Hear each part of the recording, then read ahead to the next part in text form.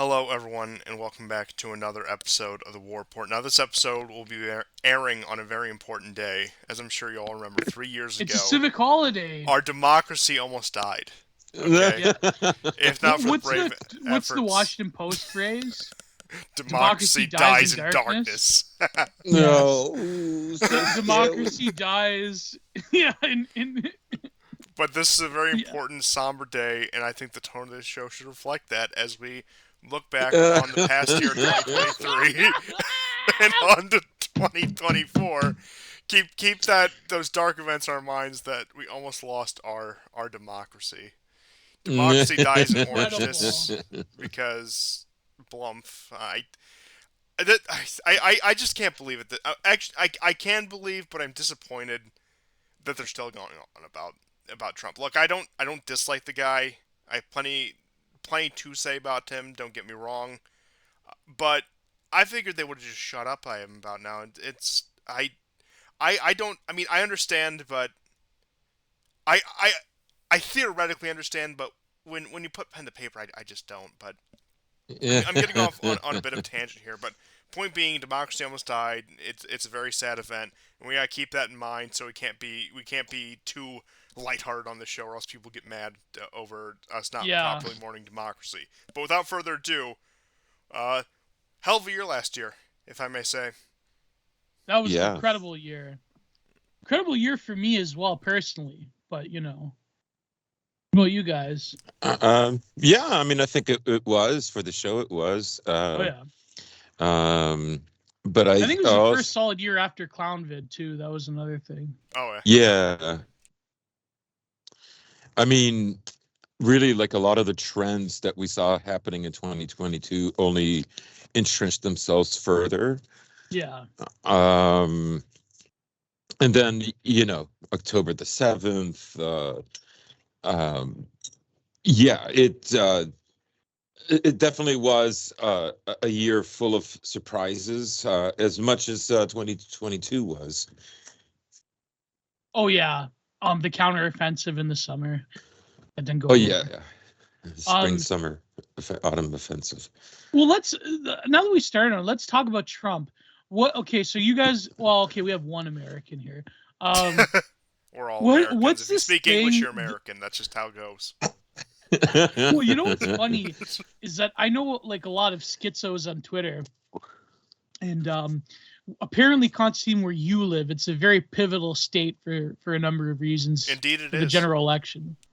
And you have to win your do people know where you live on the show, or should I not reveal that? I live in Ohio. That's as much as I'll say. All right, yeah, Ohio. So apparently you have to win Ohio to become the POTUS. That's like just the rule. Typically, the past 10 election cycles, and depending on your opinion of the previous election, which, of course, we would never deviate from YouTube terms of service. Of course. Every election since 100% 64, legitimate. the winner has won Ohio, and including 2020 because the winner did win Ohio. But I digress there. Yeah. And You can't see me, but I'm touching my nose right now. 100% legitimate election. thank you. Of course, we would always affirm democracy. But I was gonna say, Constantine, I was gonna ask you if you know anything about, like, literally that today dropped this news that the Supreme Court's going to determine the fate whether Trump can run or not. What's this all about? I haven't read too much about this, but it is cascading from the case out of Colorado where he was barred from the Republican primary ballot. Big Yeah. distinction there. Now, granted, it's effectively the same thing, but you get in this weird situation when it comes to the party because the party is technically not a state organization, but effectively it is. Everyone Yeah. understands that. Once again, it's one of those realities we all accept. It's a So- two-party federal system, let's face it. Yeah, so by slashing him from that, you're effectively saying, no, we're denying you more opportunity to win the nomination of a major party that you need to be part of to win this election. Which, once Right. again, And Maine is also another state that yes, has barred Maine him. is also another yeah. state that had done that. Now, in terms of the actual, I believe they call them delegates during the primary elections, don't quote me on that. In terms of the actual delegate count they carry, neither Maine nor Colorado are that significant. It's not like they're barring him from places like Texas, California, Ohio, Florida, etc. Now, who Yeah. knows? It could cascade out into that, especially if you have some of these activists Oh, on imagine local level. California. Oh, Oh my yeah, God. that's It's game over. Yeah. yeah. Even though I do have to say, and this depends on Trump's pull and influence within the Republican Party apparatus, and generally where the loyalties lie in the Republican Party, which I'm of two minds about, which I'll get into in a moment, because fundamentally they could do what the Democrats did in 2016 and just say, ha, none of this matters, you're our nominee, which, I mean, of course, Hillary won all of those primary elections, but we all know what happened with Yeah. those. But the thing is, with the party primaries, they're very much a non-binding vote. And I suppose you could say that about Yeah. the general, but we're speaking even theoretically, they're a very non-binding vote, just something the party does to give the masses a say. So they could do whatever the hell they want, really, at the end of the day with that. But this is once again cascading out from these cases here, and it's going to determine this whether Trump is legally eligible to be on the primary ballot, which effectively would bar him from the general ballot as well. But the general ballot is a much stickier situation to touch legally. Not that I'm some legal expert here, but just speaking generally, with the 1 degree of separation the parties have as an organization that is officially not part of the state, it's a much easier target to take on. Yeah. So they could just basically, with a stroke of a pen, say he can't run as a Republican delegate.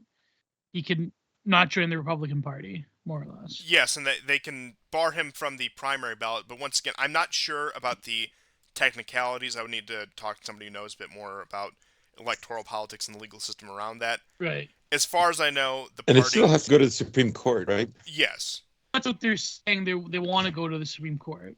As far as I know, the party can just give them the finger and say, we are non-state organizations, so therefore we can nominate whoever we want.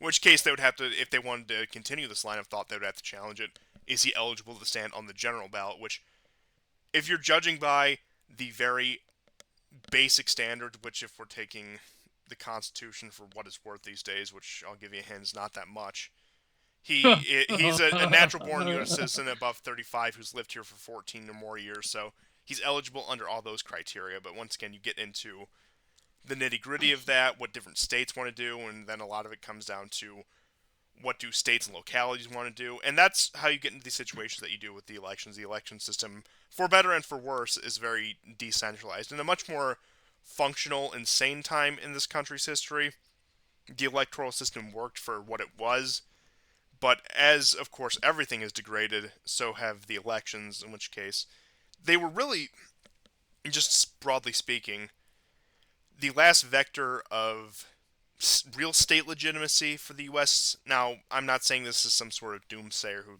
says we're going to collapse tomorrow or anytime soon. I'm not in the business of making those predictions. But even with as contentious as the past few election cycles, let's just say from 2000 onwards with the controversy around Bush in Florida, everyone generally accepted, even if there is some foul play here and there, even if there is some underhand activity here and there, the election system is largely legitimate. 2020, they throw it out the window. That's how desperate they are. It seems that this year, going into it, they're even more desperate, trying to stop Trump from even getting in there on the general ballot in the first place by denying him access to the primaries. Now, what they hyper reality is here to stay. Yeah, exactly. Now, what they hope to concretely accomplish with that, I couldn't tell you. And even in terms of, okay, we hate these people, they're against us, but we can still recognize they're rational actors, it doesn't make sense. And the only conclusion you can really come to is these people, even if Trump isn't that great of a threat, they perceive him as that much of a threat where they're willing to throw caution completely to the wind and take these drastic actions. Yeah, well, I mean, people were predicting what that court decision would look like. I mean, Clarence Thomas would be in his corner. Kavanaugh's a wild card. Roberts is a total backstabber, conservative. And of course, the libtard judges like Kagan and who's that black woman they have? Do they have a black woman? Something. The Obama one. Some stupid hyphenated name. I remember. Kendaya. She was just. Kendechi. She was just nominated this year. Her name was too stupid for me to memorize. But you're also leaving out the fact that Biden and Congress can pack the courts, in which case they'll probably dig up Ruth Bader Ginsburg's corpse, put her Yeah. on the bench, and like all democratic elections, she'll be able to participate in it, even beyond the Yeah, grave. like how popes they would dig them up and excommunicate them. No, but like I mean, I could see where that court decision goes, but has this ever? I mean, I'm not a historian of the United States, but is there a precedent for this? Has this ever happened in American history, or is this like a new territory that we're venturing into as total hyperreality takes hold? Broadly speaking, no. Now, I know a fair amount about American history. I'm not going to say I'm very studied in it in terms of nitty-gritty detail, but I can paint with broad brushstrokes here. And I would say the closest thing we got to any sort of, for lack of a better term, I hate using this term, election interference, quote unquote, was the Reconstruction era immediately post-Civil War with Oh, of course, yeah, but that post-Lincoln was assassination, Johnson being politically inept and unable to accomplish anything, where you have really the radical Republicans trying to ramrod everything before, of course, Reconstruction was ended, and it went into a better alternative, but still deeply damaged the nation in ways that we're still feeling to this day. But in terms of modern American elections, in terms of anything post 20th century, this is unheard of. Nothing like this, Yeah. as far as I know, has ever happened. Now, of course, they've gotten small upstart guys off it using internal party politics, but that's something you can very easily sweep under the rug. That's something you can very easily pawn off on the parties. And look, love him or hate him, I doubt he has too many fans on this program or anyone listening to this program. Just looking back recently, 8 years ago, Bernie Sanders. Look, as I said before, we all know what happened there. So it's very easy for people that they don't like to shut down. But since Trump broke through that barrier in the first place, it's uncharted territory as far as they're concerned and as far as we're concerned. Well, that's what I mean. Like, it is unprecedented, and I sort of alluded to this on Thursday on DA. I predict that if this were to happen, there would be a significant margin of like MAGA boomers that will basically just stay home on November the 5th. And that would be like, it would be a terrible, quote unquote, legitimacy crisis, but I don't think the elites care. If they give you Nimrata Haley, which is basically the establishment candidate, because DeSantis, I don't see him pull. Like, I mean, in one state, I believe Chris Christie is beating him. So it'd be terrible. Like, I don't know what would happen. Maybe people would write Trump in. It would severely damage his ability to stage a national election campaign if he gets the nomination. But I don't know, what do you guys think about this? There's the other perspective that they don't intend to actually do any of this, and this is just to keep him battled in the courts and keep him tied down when it comes to time and money. Yeah, of course. In which case, I think that's probably the most realistic of all of them, the fact that they know it'll be a monumental task to try to get any of this passed, but if they can distract Trump for the next better part of a year, then that's all they need to do. Well, you know what they'll pull, right? You know where this is going.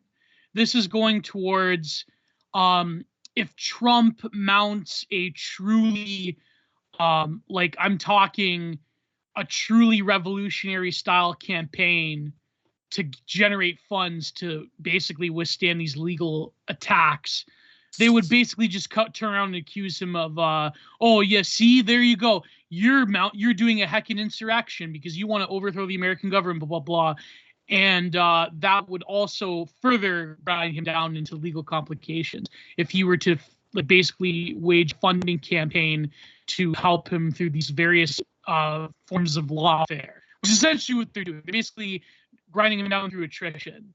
Because the federal government has way more resources than Mar-a-Lago. So, of course. And even with all those Pootler bucks, I don't think he could still withstand the force of the American legal system. Yeah, of course.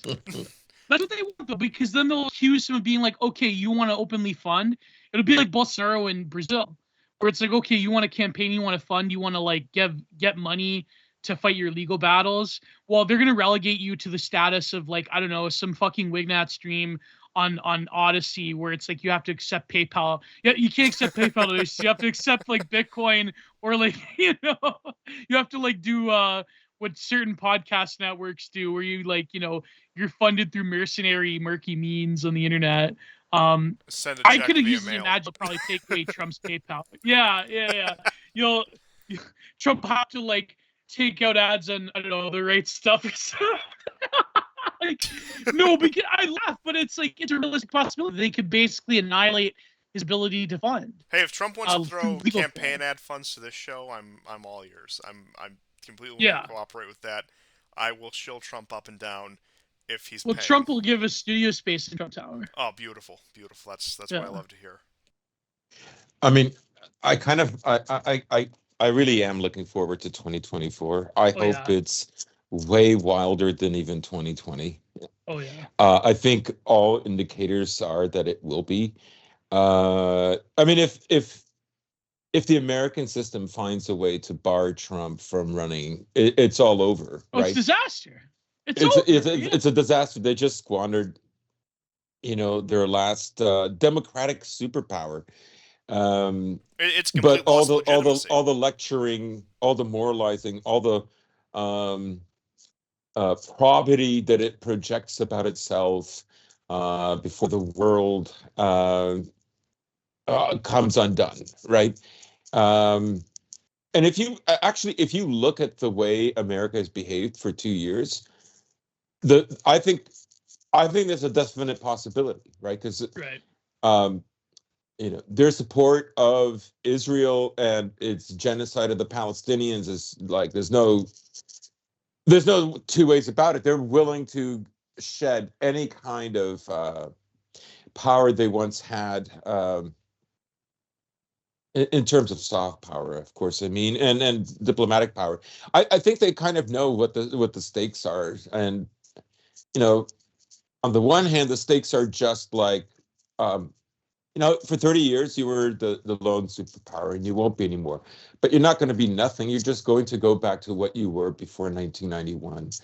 And that just to them seems unacceptable, unfathomable, because I mean, I think all their work through the Cold War and the post-World War II era was to arrive at that position after 1991, Oh, right? 100%. And I think they're willing to do anything and everything to keep it. The jig is up because, of course, they've impoverished Europe now. Europe is being obedient and going along. I don't see reasons why it wouldn't do that. It's kind of like a dare.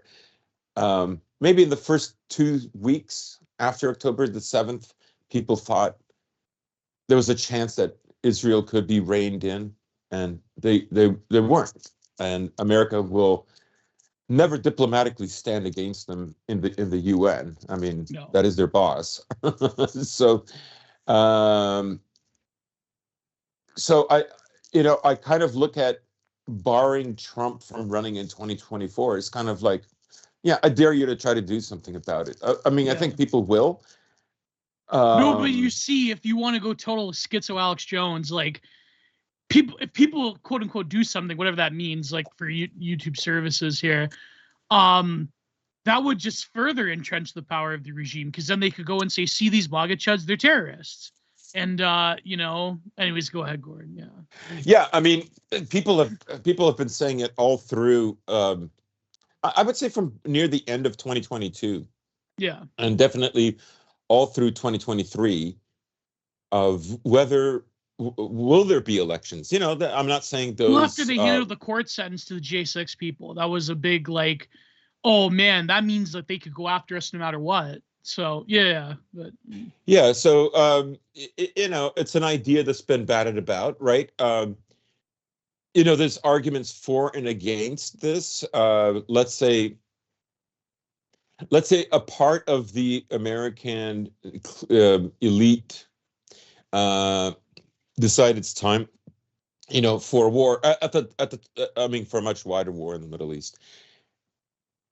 At this particular time, that seems possible, but think that the carrier group the US's Gerald Ford has moved out of the Red Sea. Now, from what I understand, there's like 2 tactical ships that are capable of landing Marines, and I think each of them carries 1,000 to 2,000 each of Marines, and they're able to deploy infantry fighting vehicles, small armored vehicles. These would be like light tanks. Like, would they go? Would they do that? Now, I know there's another carrier group in the Red Sea, at least one more. But you would think they would want as much like air supremacy as possible to do that, right? Yeah. And just today, another Israeli-owned tanker was struck by the Houthis. I mean, the Houthis are like really bringing it. Like they seem very tough. Like they're, you know, conceivably a lot of like what America could do has already been done to them vis-a-vis Saudi Arabia, and Well, I was going to say Saudi American Arabia has Britain been arming committing Saudi like a Arabia. genocidal war against them for like what, 5 years now? Oh no, it's been going on since early 2014. Oh Jesus. Yeah, so that's been going on for quite some time, right? And like I just think part of what could explain America's actions are kind of based on everything else that is happening geopolitically, like the Cold War between Saudi Arabia and Iran is over. They're now both formally in BRICS. I believe Egypt is now also in BRICS. This was just announced a day or two ago. On the other hand, you look at the assassinations that have been taking place the last 2 weeks. There was the leader of the Iranian, what is it, the National Guard.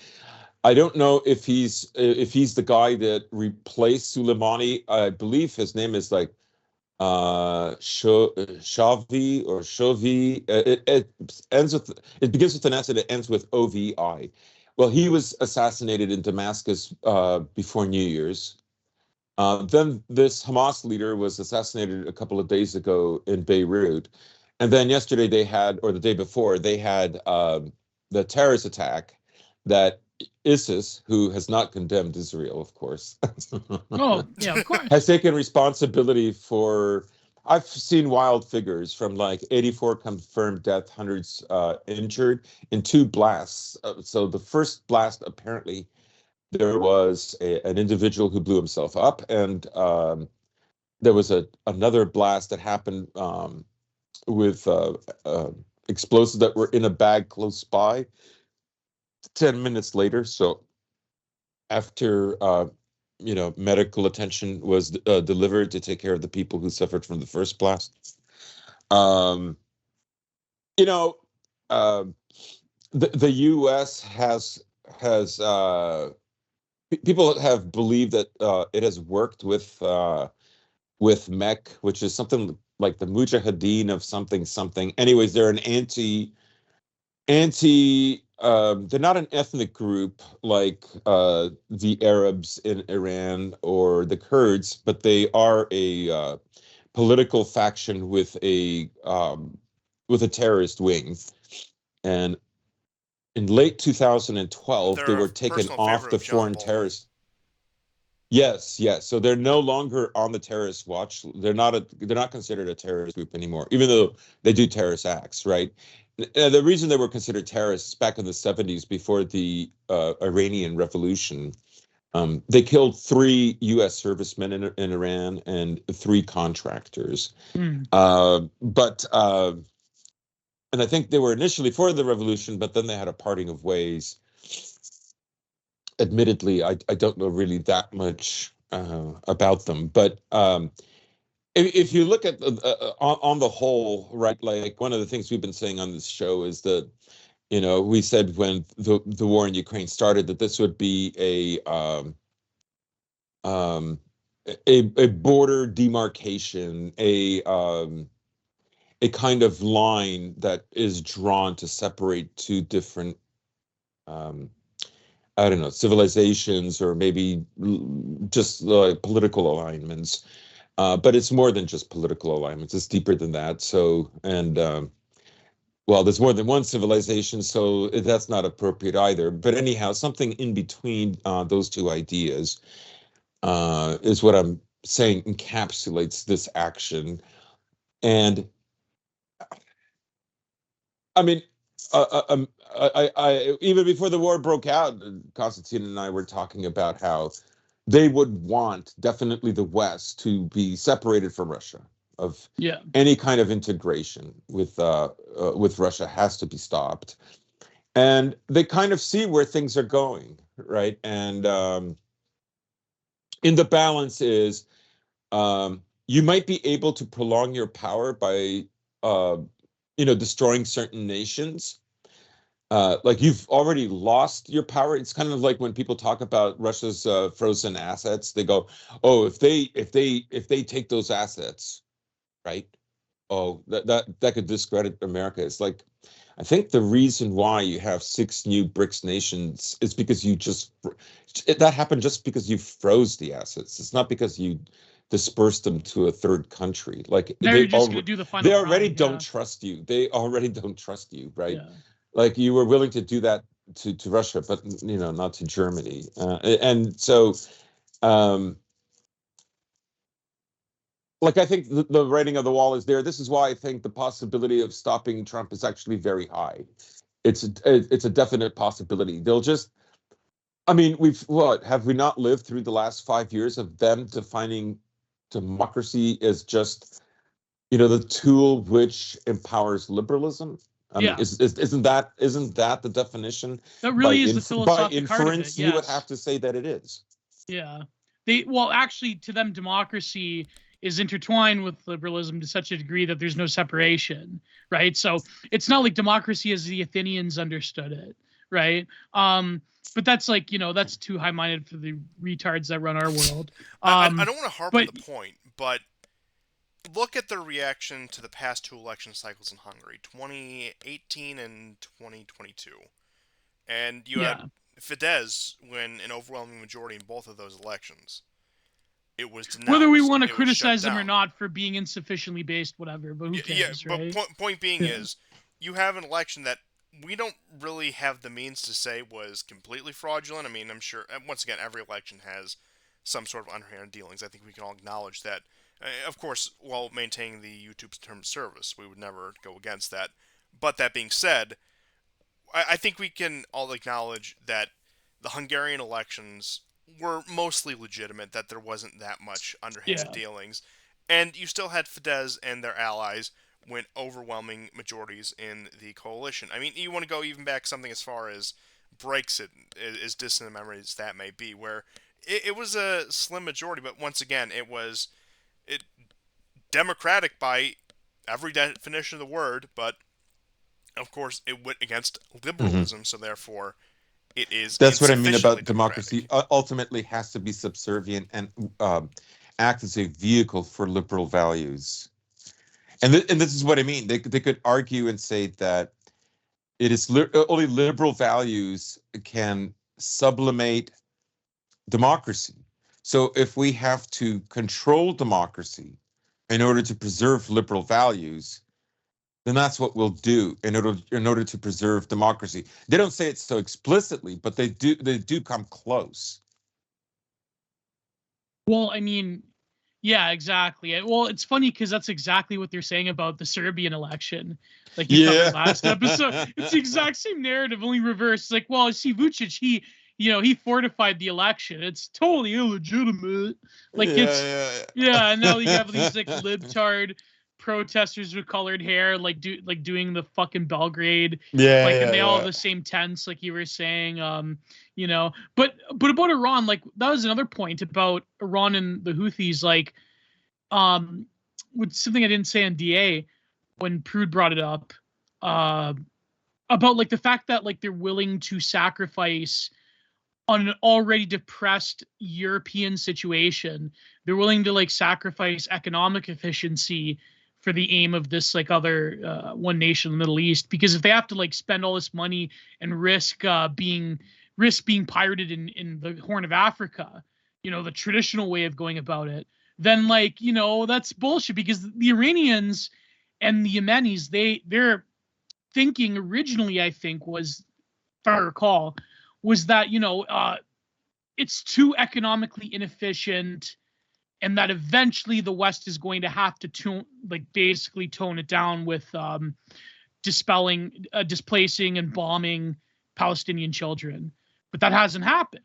No. And they're just going to pay the cost forward to our quote unquote allies in Europe and elsewhere.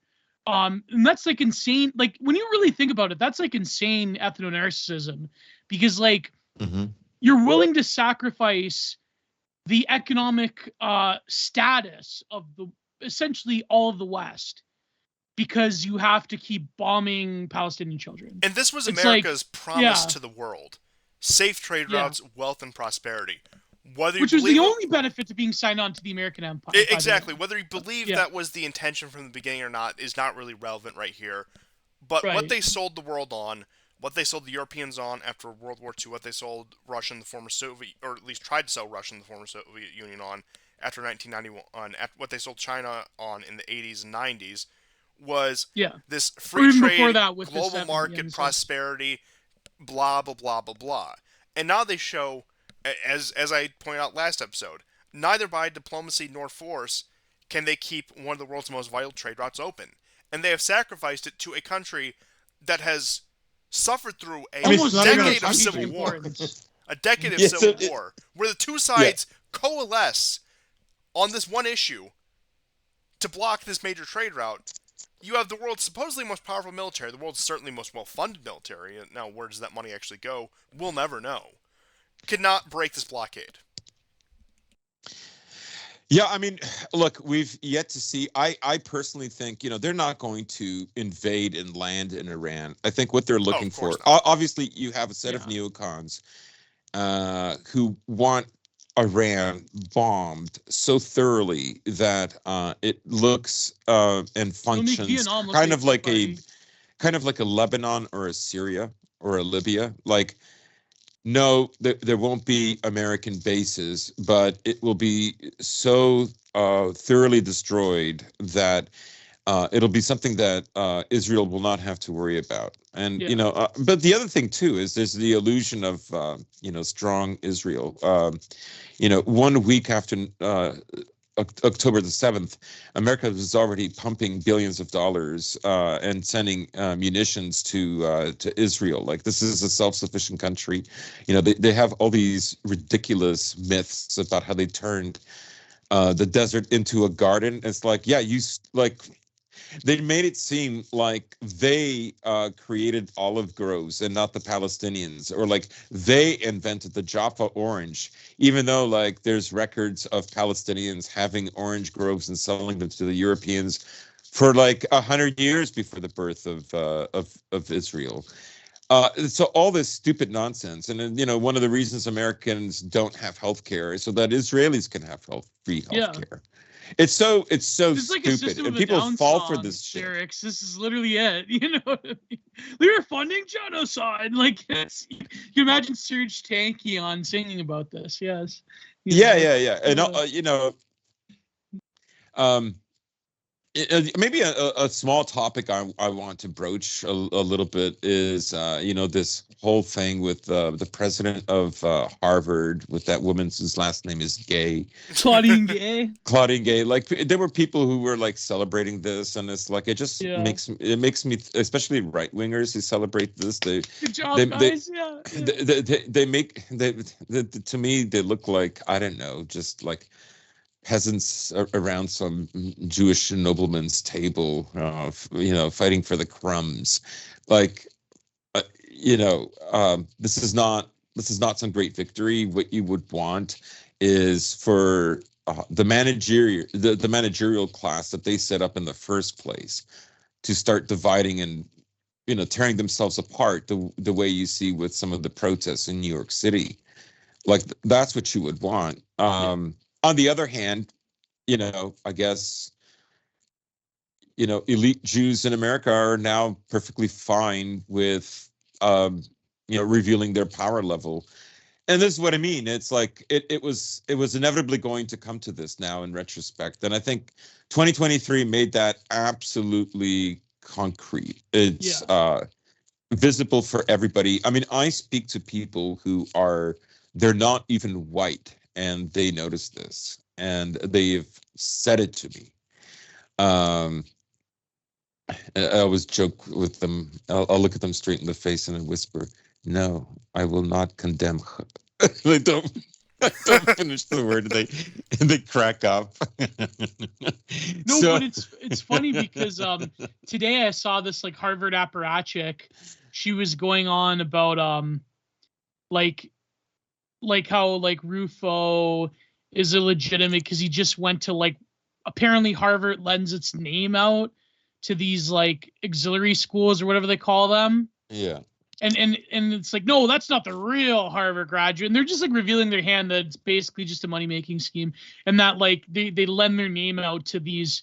And she's like, I work with these students, but they're a bunch of retards, unlike a real Harvard graduates. And it's like, it's just, wow, you've basically named the game. Like, you've revealed your trap card, that if Harvard lends its name out and a bunch of students feel like they're, and then there was this other like conservatard, never Trumper woman, what's her name, Delgado. I think she's bitter because I think like, if I recall, some like pundit or staffer like fucking cream pied her and got her pregnant or some shit. And she hates Trump for some reason because of this. These people all blend together, and frankly, I don't think their names actually matter, so.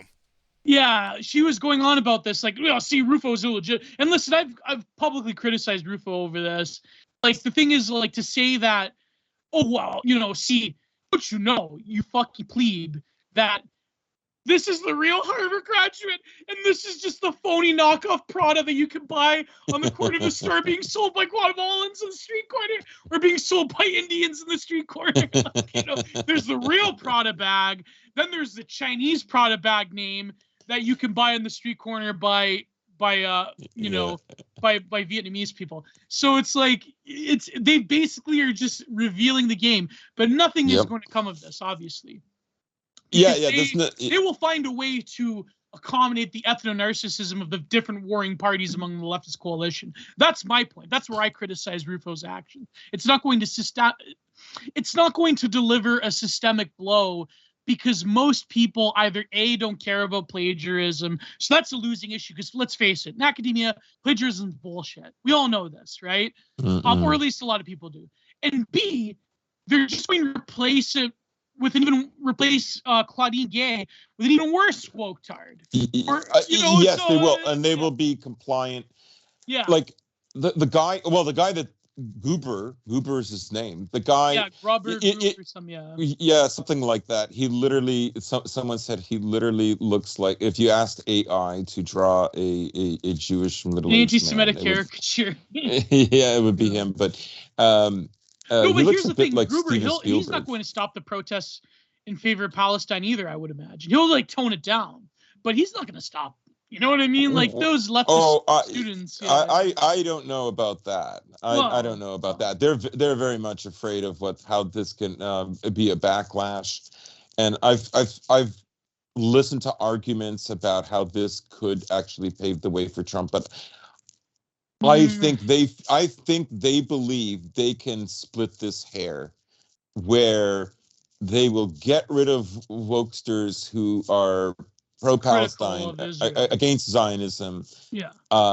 In the same way, they took the anti-globalization crowd back in 2011 and literally just turned them into like, pro-Coom zombies. Well, the model even before that, in '99, they did this. To a degree, but I would say that they weren't successful until, let's say, 2011. That was it. From that point on, I forgot you were there, Gore, and I was only about 8 years old. That's right. I was literally there. I literally went to those protests. I literally photographed those protests. So yeah, they had a bunch of them in Toronto during these Seattle ones, right? Yeah. Yeah. But no, by 2011, it was all over. It was all over. Yeah, they completely convinced them. They became corporate shills. In many ways, it marked the rise of the millennials and the end of Gen X. So But even the Gen Xers later just abandoned their principles, so to speak. Oh, And, 100%. Yeah. Well, I would say just in but terms of the direction of the woke movement, what I think they want to do to it is they want to turn it into a global German how German Antifa is, where they make all the Mhm. exceptions for Israel and the related subjects, where they yeah, push everything else Well, that Knopf was Antifa across the pro-Israel. world Remember pushes. this? yeah. But when it comes to Israel, we got to fight against anti-Semitism. I think that is now. I don't think it's going to be successful because that Mm. genie's out of the bottle, at least from what I can see here. But they want to shelve that issue. They want to put it away. They want to at least draw attention away from it. And I who knows? With Trump coming back, it could be now that the scary fascist man is back. We all have to rally around Mm, Biden. We all have to rally around the Democratic Party because it's the No, lesser Constantine, the you're evil. 100% right. It's the lesser the evil. See, they're very good at pivoting. And I don't think that really needs to be said. I don't think that's a particularly insightful take on my part. And I think, despite the fact that they have become less competent over the years, and that they have had diminishing returns, I think they still have a good few pivots left in them. Well, Constantine, you're 100% right. I'll tell you why. Okay. I'll tell you why. To really get the pulse of it, you have to actually lurk the activist side of it. Okay. Now, you have to actually lurk Antifa Twitter to do Ugh. this. You can't like lurk the average like woke tard, like, first gen immigrant that has a Palestinian flag. Okay. What they're saying, you could see the moves, you could see them crafting it. They're saying that we have to oppose Zionist genocide of the Palestinians, but we have to also oppose anti-Semitism, quote unquote, on the home front, because this year Trump is coming back, or he might, and the evil chuds are using this to divide us because we have to solidarity with the Palestinians. yeah. Some of them are actually outright saying that that's actually a lower priority than having the woke coalition at home, right? So they're starting to craft these moves, the activists themselves, rather than the other set of activists through their own ethno-narcissism and solidarity with other Muslims and other Arabs, have totally the full-on agenda is pro-Palestine no matter what. When they even border on anti-Zionism that borders on anti-Semitism, that doesn't matter. There are this other coalition of the funded group of leftoids that are starting to craft a more sophisticated logic trap, if you will, to say that anti-Semitism is still a priority there when it comes to domestic anti-Semitism. When it comes to protesting in favor of Palestine, that's like its own separate thing. But we still have to own the chuds that are trying to use this to put a wedge in our glorious rainbow gay communist coalition. Great Gary's communist, automated whatever coalition. Yeah. So that's the moves that the Antifa people in general are doing, I've noticed. And it's going, I think they're going to pivot. But it's just that people like, who's that guy that toppled Claudine Gay? Not Chris Rufo. He's just, whatever. The Ackman guy, Bill whose wife Ackman. is also Bill Ackman. Yeah, his wife is also a plagiarist. Apparently, they've opened up the books on her. Bill Ackman, he is enraged right now. But I can guarantee you that people like Bill Ackman, they can be made to come to heel without doing the full-on, conservatard grift, like the Dave Rubin route, where it's like the woke left me.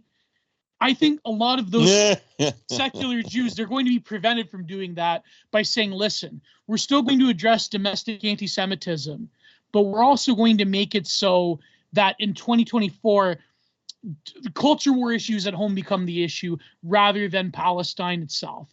And so they'll be appeased. The ethno-narcissist, of the other variety, of the more like global South variety, those woke tards will also be appeased.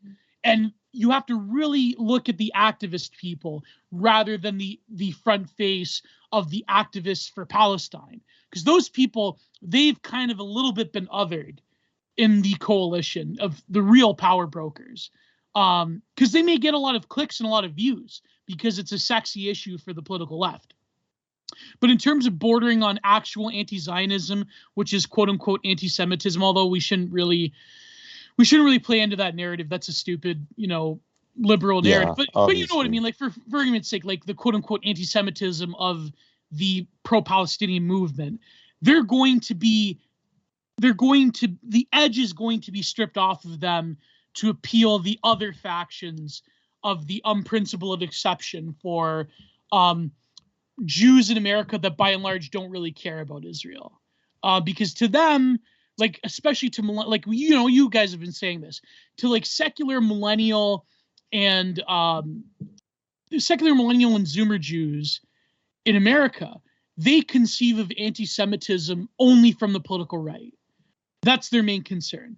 They also really don't care about the geopolitical aims of Israel because they see that Israel is like, this is my crazy racist uncle that wants to bomb brown people. Like that's, you know what I mean? So you have to like really look at like those people are going to be the future, not the Zionist pro-Israeli people. Yeah. So anyways, go ahead. We definitely we've been saying that I mean, you could well imagine if this was happening 30, 40 years ago, these same people, I think, maybe they would have had a more nuanced take because the country back then was more predominantly white, and they always looked at us as an enemy that had to be subverted and subjugated.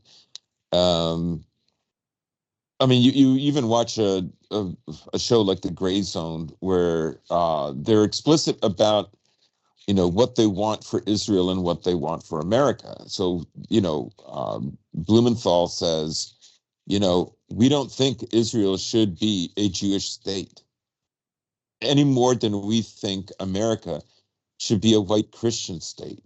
Yeah. Right. That is their basic principle. That's it. Right. In the end, they're quote unquote 20th century humanist liberals. Like that's what it comes down to, with some talking points that are lifted from Marx or some other materialist ideas and so on and so on. But ultimately, that's their most important position, right? But at the moment, there's not much that they can do. And I think the other thing is before COVID, a lot of people on the right were saying, you know what, the Jews are just going to use up America and then they're going to go somewhere else. And Konstantin and I would just like laugh at this stuff, especially off air, like as if that was going to happen. That whole prognostication, its mechanism of how and why it would happen. It was always portrayed as a horrible evil. But the silver lining would be they left, and it's like they're not leaving. But that's like the millennials and Zoomers you're talking about. The reason they're confident about not supporting Israel is because they know they've already won that. Yeah. No, but see, like that's actual vulgar anti-Semitism, quote unquote, because like that's, you know what I mean? Like why would they leave America? Like it's not going to, you know what I mean? Yeah. No, because here's the thing, because they own half of America. They're gonna leave America. Well, I don't co-sign that take, obviously, publicly. But no, but what I mean is that the younger, like I truly think that the younger Jews in America, they recognize that what the Israelis are doing is bad, and it's bad for them. It's bad for them. Yes, it's bad for them. Yes, and it is. And it is. It is. People will eventually associate the Star of David with like the swastika. Yeah. No, but that's what I mean. Like they're not going to. They don't want to alienate themselves from their natural allies, which is the greater leftist coalition. If you look at their opinions and vote, and yes, there are right-wing Jews in America. Yes, of course, right, but they don't want to alienate themselves from the greater leftist coalition, because what are they going to do? They're going to fucking go with a younger younger millennial and Zoomer coalition of the far right that is more racially aware than ever. Like, no, they're not going to do that. Like, they're not going to go with people even that are moderately right wing. Even like, Charlie Kirk talking about the Great Replacement. Like, it's not an advantageous look for them. And here's the thing. There's always been right-wing Jews, both in the moderate and the far right. This is true, from Michael Savage to like, other people, right? But by and large, like, they're not really going to go against their own coalition of the left. I mean, because let's face it, younger millennial and Zoomer Jews, they obviously vote Democrat. It's like, this is why like I really laugh when people, they talk about like, well, what about because of Vivek, they're like, what about based Indians? I'm like, no, Indians come here and they vote Democrat, or they come here and they vote liberal in Canada. So it's like, based liberal, like, based they have no racial guilt. That's why like they can come here and they could, Vivek can say the quiet part out loud, right? But it's like really demographically, if you look at their voting patterns, if you look at their general attitude, if you look at who they affiliate with, it's not true. They're not going to, there's no coalition that is going to like come to the shores of North America and save the chuds. Like, that's, you know what I mean? So I think it would be better for them if there was a quote unquote Zionism with a human face, to where Israel can moderate itself. Likud party is out of there, and the federal, and of course the American government would also at this point would probably be happy with that option, because of the way it's fucking up trade, the way it's fucking up the optics of the empire. But whether that's going to happen before the boomers in the next 20 years get pillowed by natural causes, of course, it's yet to be seen. Because it's the thing. Like, here's the thing. Like, a lot of people on their political right, they unfortunately do have like this certain, some people do have like this certain obsession with this group of people, and it's like this monolith. But you have to really like, even the political left in general, not just Jewish people, but the political left in general, you have to like study their contradictions. You have to study where they're coming from and what their motivations are, and what is most effective to getting at the world that they want, which is obviously a world without us on the political right.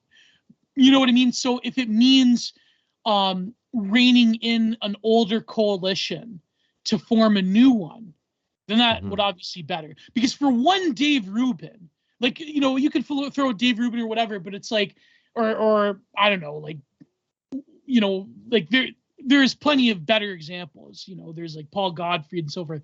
But when it really comes down to it, like the millennial and Zoomer Jews in America, like, they also are very uncomfortable with the bombing of Palestine for obvious reasons, right? Not just like a self-serving reason, but I think a lot of them, they are genuinely terrified of what they perceive as a white ethno-supremacist state bombing Middle Easterners. You know what I mean? Like, what they perceive as like quote unquote white settler colonialism. But anyways, I've ranted. Yes, well, they're always afraid that the actions of the Israelis and other Zionists will act as a green light for European Christians to imitate their actions, right? Yeah. But I mean, some of them maybe this is more of a universal truth and not an act of self-preservation for their group. I get it, but for many, it really is about. It could be either. It's not. I mean, it doesn't matter in the end. People choose whatever identity they want to belong to. So, I mean, I think basically what we're going to see is the attempt by Israel to expulse all the Palestinians from Gaza. Yes. And it's kind of like, well, what's their only chance to do it? We'll go, Israel will go fully woke once it realizes its borders, because I think back at that point it feels like it'll be able to do just about anything, including ignore the woke. And building the third of course people. Yeah, and building the third temple. Yeah. Like, well, I think one of the things that especially stupid American Christians don't understand is like, there are bills that are there to change passages in the New Testament that they believe are anti-Semitic. Oh God. Right.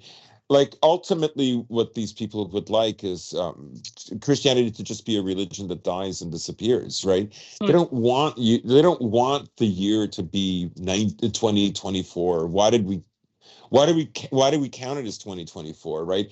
They would want all of this erased. Like that would be,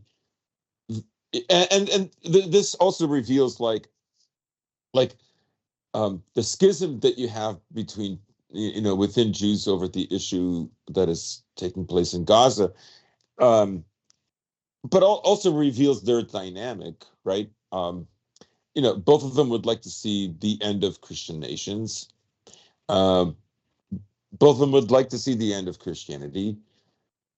The liberal side is the one that has worked tirelessly to increase non-European immigration and non-Christian immigration into North America and into Europe. The other side doesn't care, but they started caring now, right? I had a talk with somebody, and they were afraid. Oh my God, it's going to be a caliphate. I go, it's not going to be a caliphate, right? I go, what if it was? What if it was? What if we were run by a I go, what if we were run by a Muslim mafia? I go, how bad can it be? We're run by a Jewish mafia. So You know what was a great observation? One of the realizations I had in Turkey, especially after going to liturgy, was, you know what? No Turk ever spat on me after service. You know what's funny? I saw this take by a follower of mine who said that it was like this video of these Muslim youths in the center of London where they're like mimicking drill rap and shit like that. They're like really, they don't graft onto like the global caliphate. They like mimic American black culture. And it's that's how they westernize them. And it's like the worst of both worlds. It's the worst of like excessive Muslim migration, but also the worst of like culture industry sloth that's like totally like against the native populations of Europe, right? Like the I think my follower, I forget who it was, said like, like rap music, like that's the universal sound of the aggrieved against like the West, right? Yeah. And now that you're in America, what you should do is you should, to the fullest extent, imitate the least successful group. No, but it works. You should idolize them and pretend you belong in this group. Yeah. No, but like makes our job easier. They even have the cadence of American hip hop black people. Oh, it's incredible. Yeah. No, because that's what I mean. Like that, when people like Mark Stein back in the day talked about the whole like Islamization of Europe, it won't be an Islamization of Europe. It'll be purely on like, immigration will be purely on other lines than just the religion. Because as soon as they come here, they adopt the sort of like, to use an academic phrase, the sort of like subaltern cultures of the world, which is largely American hip hop. And like in Britain, they have their own version with drill music and so forth. It's really fascinating how even their language gets distorted. They don't like, they speak a little bit of like British accent, but then they incorporate it with like American like ebonics, and it's like, oh my God, like this whole thing about like their religion compels them to outbreed the Europeans, and it's all about this thing. Like after like a few decades of this, you have to be skeptical because now it's like this other cultural force that is hostile to a lot of these European nations that they're adopting. It's not really, it's more of like this like, secularized post-colonialism for dummies type of thing that you see on Black Twitter, where it's like, they say, y'all, like this one thread I saw the other day, it's like, y'all, I can't enjoy vacations anymore because that's colonialism. It's like, who told us to go to vacations? It's like, that's, the white people. It's like, here's one thing you have to give to like the academic libs. They've taken like a lot of low IQ people, a lot of these migrants that are barely literate, and they've given them very high-minded concepts, but they've broken them down in such a way as to feel they can absorb and utilize in everyday life. Like, that's incredible. Like, no right winger, I don't think, not even me, could like take I don't know, Ernst Younger or Julius Evola. And I don't know, I guess there's vulgar versions of that, but not to like low IQ migrants. Like, you know what I mean? Like nobody's gonna, I mean, I don't know, I shouldn't say that Are because you Andrew telling me you Tate don't certainly support the apes a Evola lot and the of Hood movement? yeah. Like, I mean, Andrew Tate tries to LARP, like, you know, Ugh. like, did you see that Hyperborean edit he released the other day? Like, I shouldn't say that. I'm putting my foot in my mouth, but you know what I mean? Like, they've taken very high-minded academic concepts and they've managed to deploy them to migratory masses that are in Europe and America. It's like very fascinating. It's actually, I have to give them that. You have to really give that to the libtards, is that they've managed to do this through cunning, through their own capacity to force information in very neat packets that can be consumed. It's amazing. Well, I think it's Like, actually yeah, really interesting to bring this up because during the rash of terror attacks from 2015 to 2018 in Europe, when it was about one every few weeks, and yeah, I can't remember his name, but he was the one of the terrorist attacks in London in the late 20 teens, like about 5-6 years ago.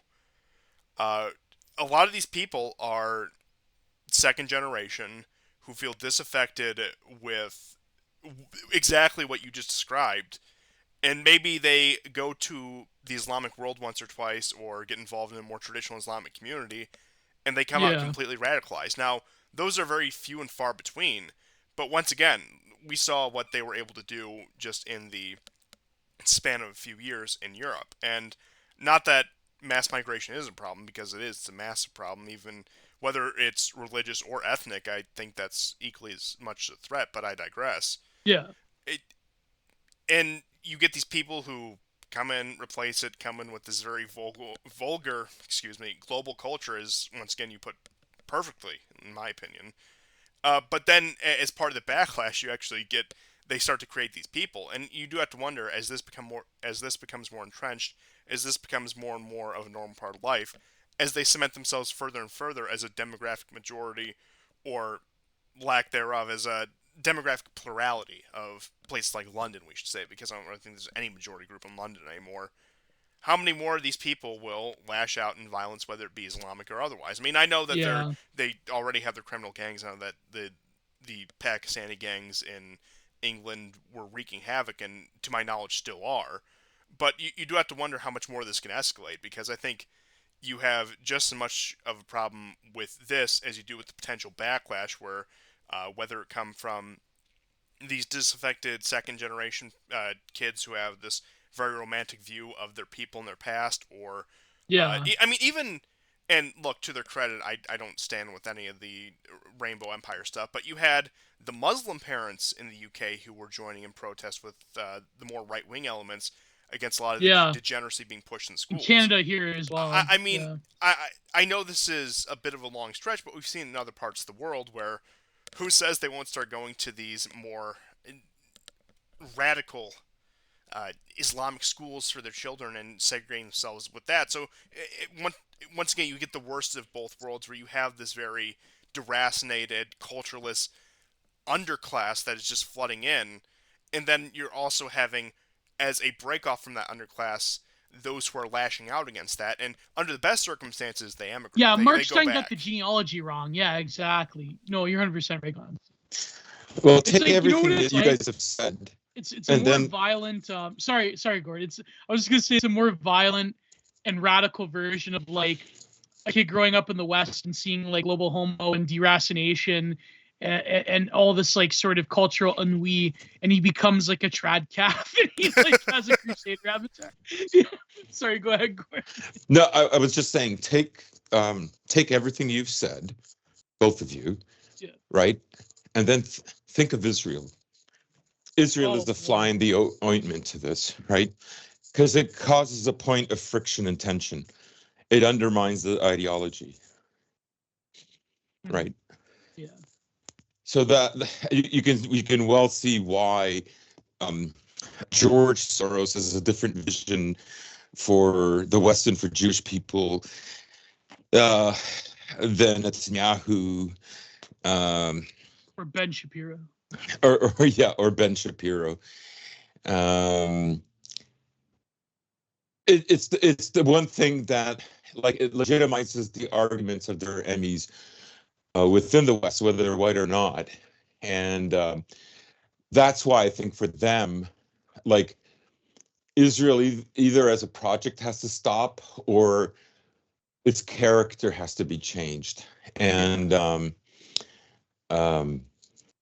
not going anywhere. They're not going to move to China. They're not moving anywhere else, and so they're basically the polity that has the greatest amount of influence over our Well, civilization, and I do have to ask now that we have everyone here, and I've brought this up before, but I think it's appropriate to have this discussion, given the past year and the past few months of just chaos, even beyond what we're used to out of that region, and that is the South Africanization of Israel.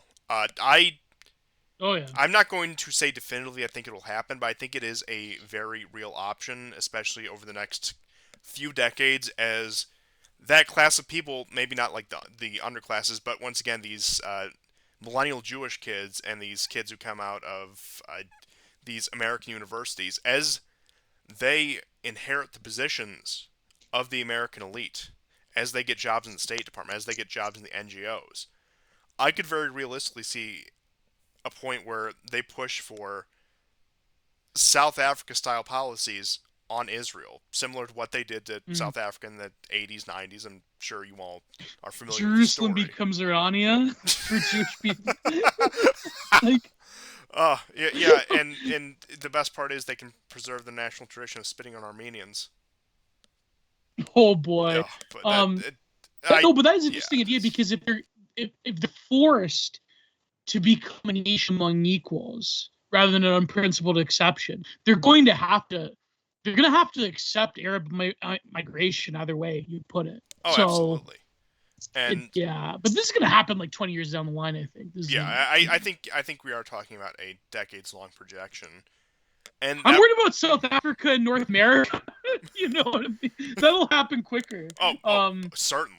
I don't think anyone. Yeah. I don't think anyone. No, but it is an interesting thought, because if they're forced, say Likud is politically decimated at the end of what happens with this war, I would call it a genocidal campaign. But at the end of this conflict, and Likud is totally delegitimized, and Bibi gets his golden parachute in Florida or wherever, he gets to work for the Daily Wire, or maybe worse, maybe he's in jail, like he was heading towards, right? Maybe the ICC will put out a warrant for him. Maybe, right? Like Interpol get him. No, but if Likud and the right wing in Israel is totally delegitimized, let's say in 5 to 10 years, then yeah, you're going to have significant amounts of Arab migration. There can't be any of the, because like me and Goran, we know we're Canadian. Like the whole Truth and Reconciliation thing, they're going to probably have a Truth and Reconciliation Council in Tel Aviv. You never know, right? Like it might be controversial to say, but if that has to happen to any nation, let it be Israel. It's the only nation where I think, like, if it becomes more libtarded, there will probably be less death and destruction and displacement. So, go ahead, Gore. What do you think? Oh, wait, Constantine, you had something to say? They should have to deal with everything that maybe not particularly the Zionist elements of their people, but once again, the worldwide apparatus of their people, they should have to deal with everything that they forced on the rest of us. You forced migration on us. You forced all these disastrous policies on us. Why don't you get to share in the strength of diversity as well? By all means, let's have Tel Aviv have the demographics of London. Honestly, I'm at that point. Oh, fuck. No, but then that will also breed radicalism the opposite. You know what I mean? Like, that's another possibility. But anyways, go ahead. That is true, but I'm being a bit hyperbolic. But once again, there's an underlying frustration that, look, perhaps I exaggerate. Maybe in Tel Aviv they'll have their own tiki torch when they'll try to take down a monument of Ariel Sharon, and they'll have like Arabs will not replace them.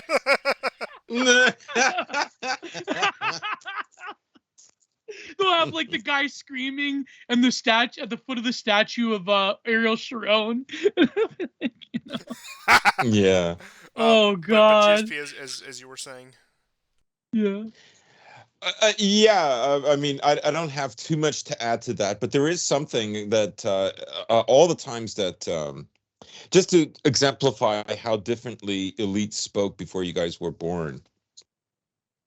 This is something I've always wanted to bring up on the show, and it was an interview that George Bush Sr. did, I believe, after his tenure as president in the early '90s. I think it was maybe I '93, think I know When which he one you're quit, talking um, about, yeah. but go on. '92, before he left his post. Okay, and so Side note, I was born in '92.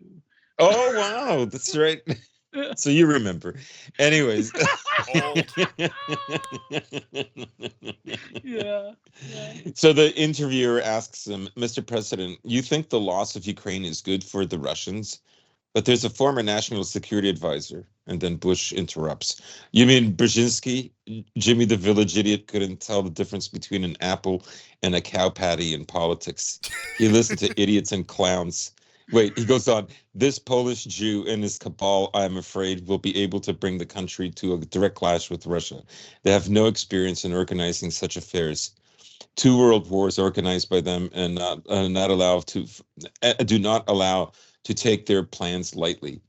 I voluntarily resigned as director of the CIA so that my name would not be associated with this balaganza. Brzezinski wrote that without Ukraine, Russia would never become an empire.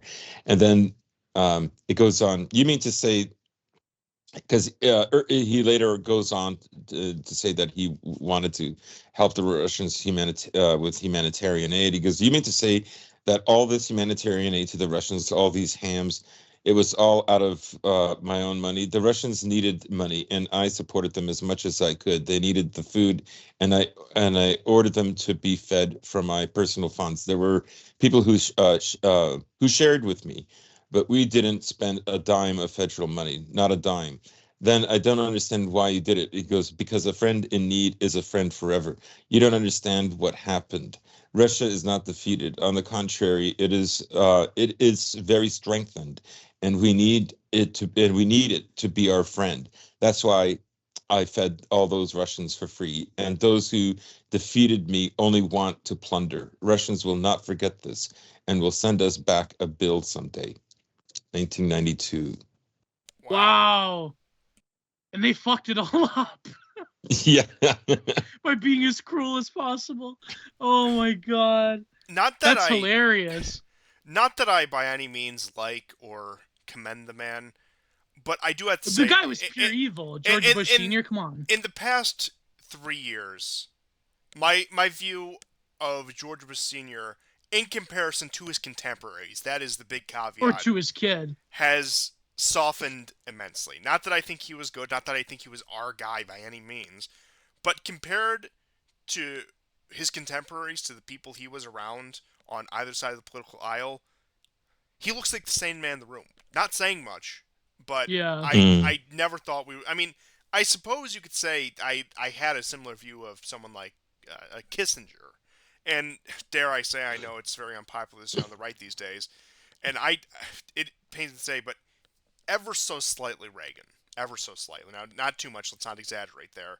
But I do think compared to his contemporaries, and once again, that's not to forgive the amnesty, that's not to forgive his economic policies, that's not to forgive his positions like no fault divorce, gun control, etc. I think he was terrible on all those regards. But once again, what would succeed these men who were bad enough on their own, I don't think anyone could have imagined. I mean, Oh, yeah. you can hear these ideas still resonate a bit with guys like Paul Craig Roberts, even Ray McGovern. Um, these ideas are still there. Larry Johnson, about how all Buchanan, all of them feel like this is an opportunity that America missed, Yeah. and now it's in a situation which is far more untenable. And it was only done so because of a kind of ethnic hatred for the Russians. Well, yeah, 100%. And the fact that they've sort of the empire can't really escape its own ideological excesses at this point without a massive sea change in the propaganda apparatus. But that would require such a fundamental transformation of things on the geopolitical stage that it just isn't possible. It's not possible in the Biden administration. If Trump gets in, they would fight him tooth and nail on it. They would call him a Russian sympathizer, and they would say, "See, he was being bought by Putin all along." But it is funny though how Brzezinski was more of like the libtarded Henry Kissinger in some ways. Like he was like a Clinton guy, and he he had like that ideological bent to him in ways that Kissinger kind of didn't. And I think like that speech by that sort of communique by Bush Senior, like that really seals it. I don't know what happened to his son though. I mean, his son is, well, I mean, Yeah, that's his sons another we issue. should mention, because the other ones are none too bright themselves. But Oh yeah, I mean, yeah, yeah. When it comes to that, I think that's just kind of what happens when you have a man like George Bush. That's what happens with successive generations, especially in his family circumstance. I mean, because once again, the Bushes have been in American politics for just over a century now. You go back to Bush's father, the war profiteer, the oil man, and that's Bush Senior's Prescott father. Bush. Yeah, that's his name. And once again, I remember Alex Jones made this big bit where he's like, he helped the Nazi smuggle gold through Brown Brother Harriman. But once again, say what you will about the man, but you can't really doubt his intelligence. Same with Bush Senior. But Yeah. you see this constant degradation as time goes on, and I'm glad you brought up Trump and when it comes to the excess of the empire and realizing that they've overextended themselves, because something I always like to return to, that I've tried to return to pretty much ever since the start of this program, is not to heap too much praise upon Trump, because there's always a danger in overdoing that kind of thing. But if you look at his original foreign policy team, upon the transition into office and upon inauguration, you had people like Rex Tillerson, who was, at the end of the day, he was a shrewd businessman. He was a very pragmatic man, love him or hate him. You had Mike Flynn, the general, who is still currently, I believe, embattled in several legal issues. And Yeah. of course, there were others, but those are the main two figures that stick out when it comes to the idea of pragmatism. And mind you, the scandal that they got Flynn to resign on was as controversial as 3 weeks before Trump assumed office. I believe this was the last week of December, somewhere around there. He placed a phone call to the Russian ambassador. That's what it was. And he was trying to arrange negotiations between the United States and Russia via Turkey in order to diffuse the situation, particularly regarding Syria and regarding Ukraine, which you look at what's happening today, it's more so the Levant in general is in crisis, and Ukraine is in all-out war. And, I mean, mind you, they had these plans drawn up. Had Hillary won, they would have enacted these plans 4 years earlier. Her and Poroshenko would have put Biden and Zelensky to shame, no doubt about that. In which case, I think we can all be grateful that that didn't come to pass. But once again, you saw whether these men were capable or even had a similar vision to us, or even just slightly similar vision to us. There was some sort of maneuver to try to defuse the situation. Now, conversely, Trump was very hard on the China issue, which I suppose back in 2017 was much more justifiable, because at that point it looked like a course correction might be possible. A sane America still maintaining world power might be possible. Perhaps I'm too optimistic on that point. And that, while maybe not war, but some sort of posturing against China would be beneficial to us in a real strategic sense. And that's actually talking about America as a nation, as an empire that actually benefits the core population versus whatever the hell it is today. But once again, you look at all of those elements, look how quickly those are eradicated. Now, Trump was always very pro-Israel, and so was even his original foreign policy team. Mike Flynn, very pro-Israel. In fact, Was it him or maybe it was Bannon who talked about the how America, the Europeans, the Russians, and the Israelis all need to form a united front against Islam, some sort of just complete LARP statement out of, like I said, I can't remember Yeah, plus exactly. the Muslim ban too. That was another Yeah, thing. there was that, but once again, you had at least some sort of maneuvers against all the stuff we're seeing playing out today. Now, whether they would have been successful in preventing it, and you could also argue to what degree they actually did want to prevent that, they wanted just to let a little bit of it happen. Once again, there's so many unanswered questions that we'll never have the answer to. But you Right. can see how quickly they stifled that, how quickly you got Mike Pompeo and John Bolton in a return to the very hardcore neoconservatism. Now, that focused much more on the Middle Eastern issues, particularly Iran, rather than did Russia. But, I mean, mind you, Trump was the first one after Obama to send lethal aid to the Ukrainians. And there was a constant back and forth from, I would say, 2018 onwards on whether there was going to be action on the Donbass. So that was about the time we got the yearly buildups, where the Russians would mass forces on the border, back down, and mass forces back down. And then eventually it came to pass in 2022.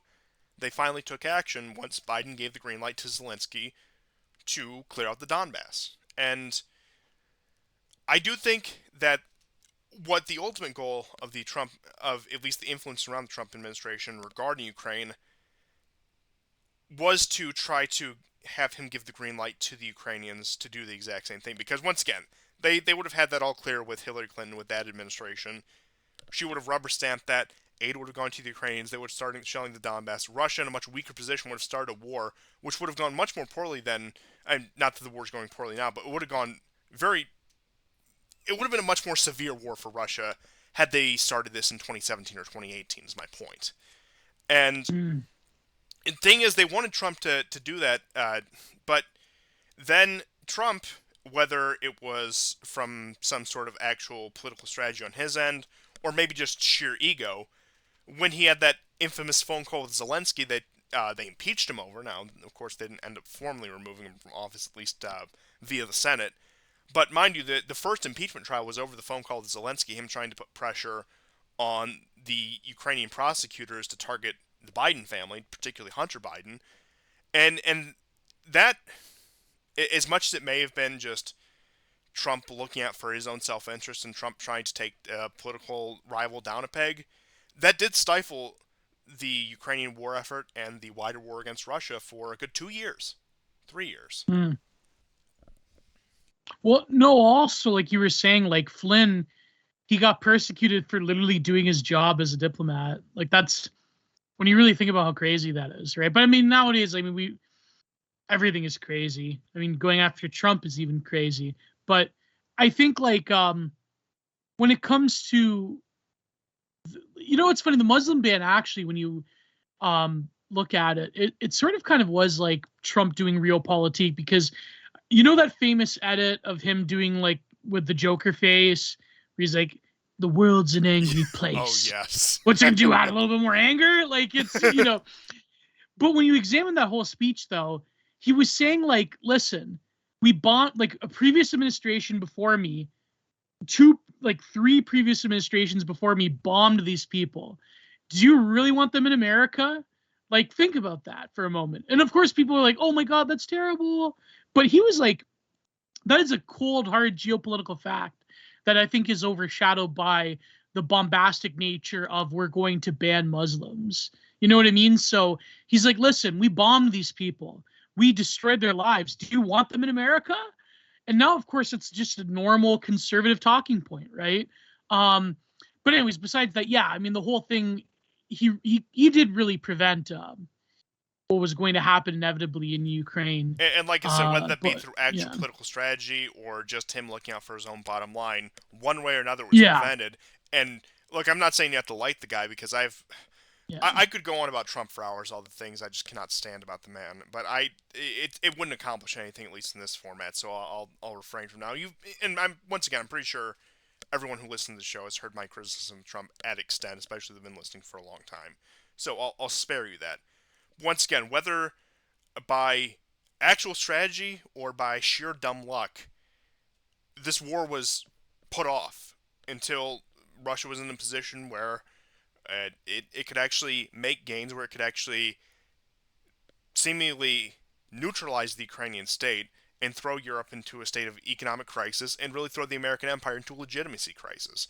What more could they have asked for? What, maybe a few more years delay would have been in their favor, perhaps, but considering how terribly the situation could have gone all around, all the things that could have gone wrong, I don't think they could have asked for a better hand of cards. And whether by, once again, purposeful action or just by sheer coincidence, Trump is largely responsible for that.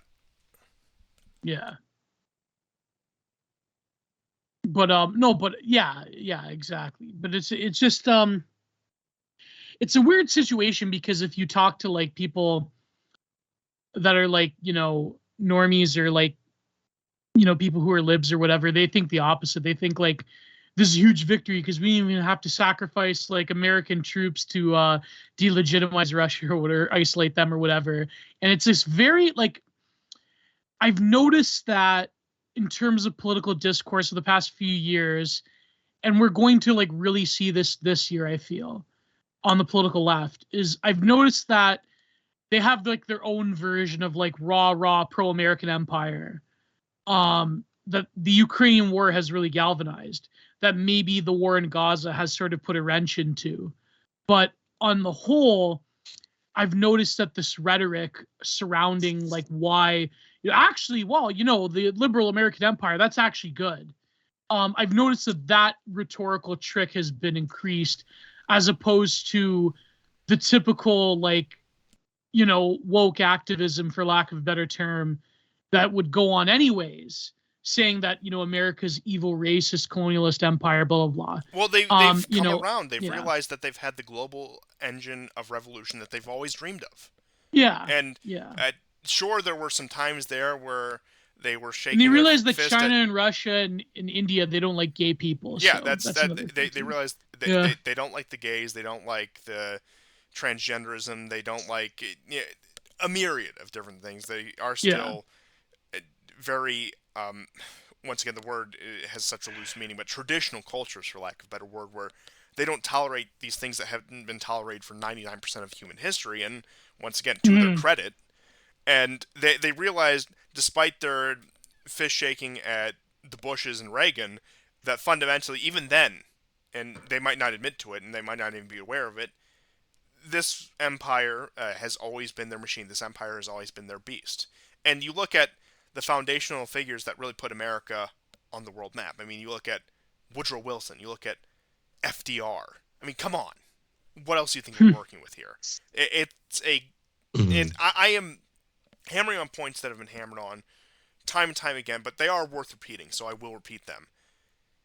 The American empire was a project of liberals to export global liberal revolution. After Stalin spurned the Trotsky's loyalists, both at home and abroad, they realized that what they've been looking for the entire time was right in front of their faces. And GSP, I believe you actually brought this up a few months ago about about how America was defined by being a revolutionary state and a deeply religious state, and as religiosity declined in America, it would become more radical and more revolutionary over time. I believe that was that was something written in the early 1900s. I'm sure you know which one I'm talking about, correct? I think so. I can't remember. I don't know. I don't know who exactly you're citing. I remember saying something. Yeah, I can't remember for the life of me who wrote it, but I remember you had brought that up a few months back. Yeah, I mean, America was always kind of like a place for very strange forms of Christianity from the very beginning, and the liberals then, the founding fathers of America, like they always used them anyways. But one of the things I said to the Colombian girl at work, I said, America is where you go. America is where you go to lose your identity. Jeez, I think even Bojer had said something similar. Yeah. Yeah.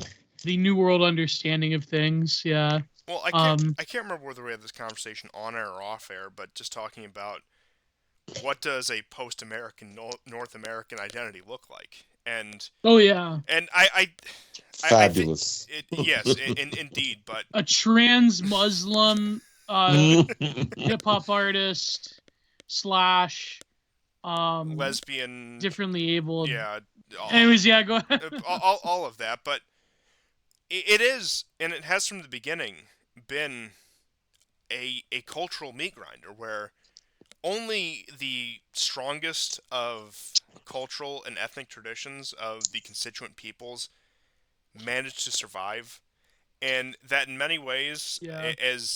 and once again, as somebody who's lived in this country my entire life, and look, barring any extreme circumstances, probably not going anywhere.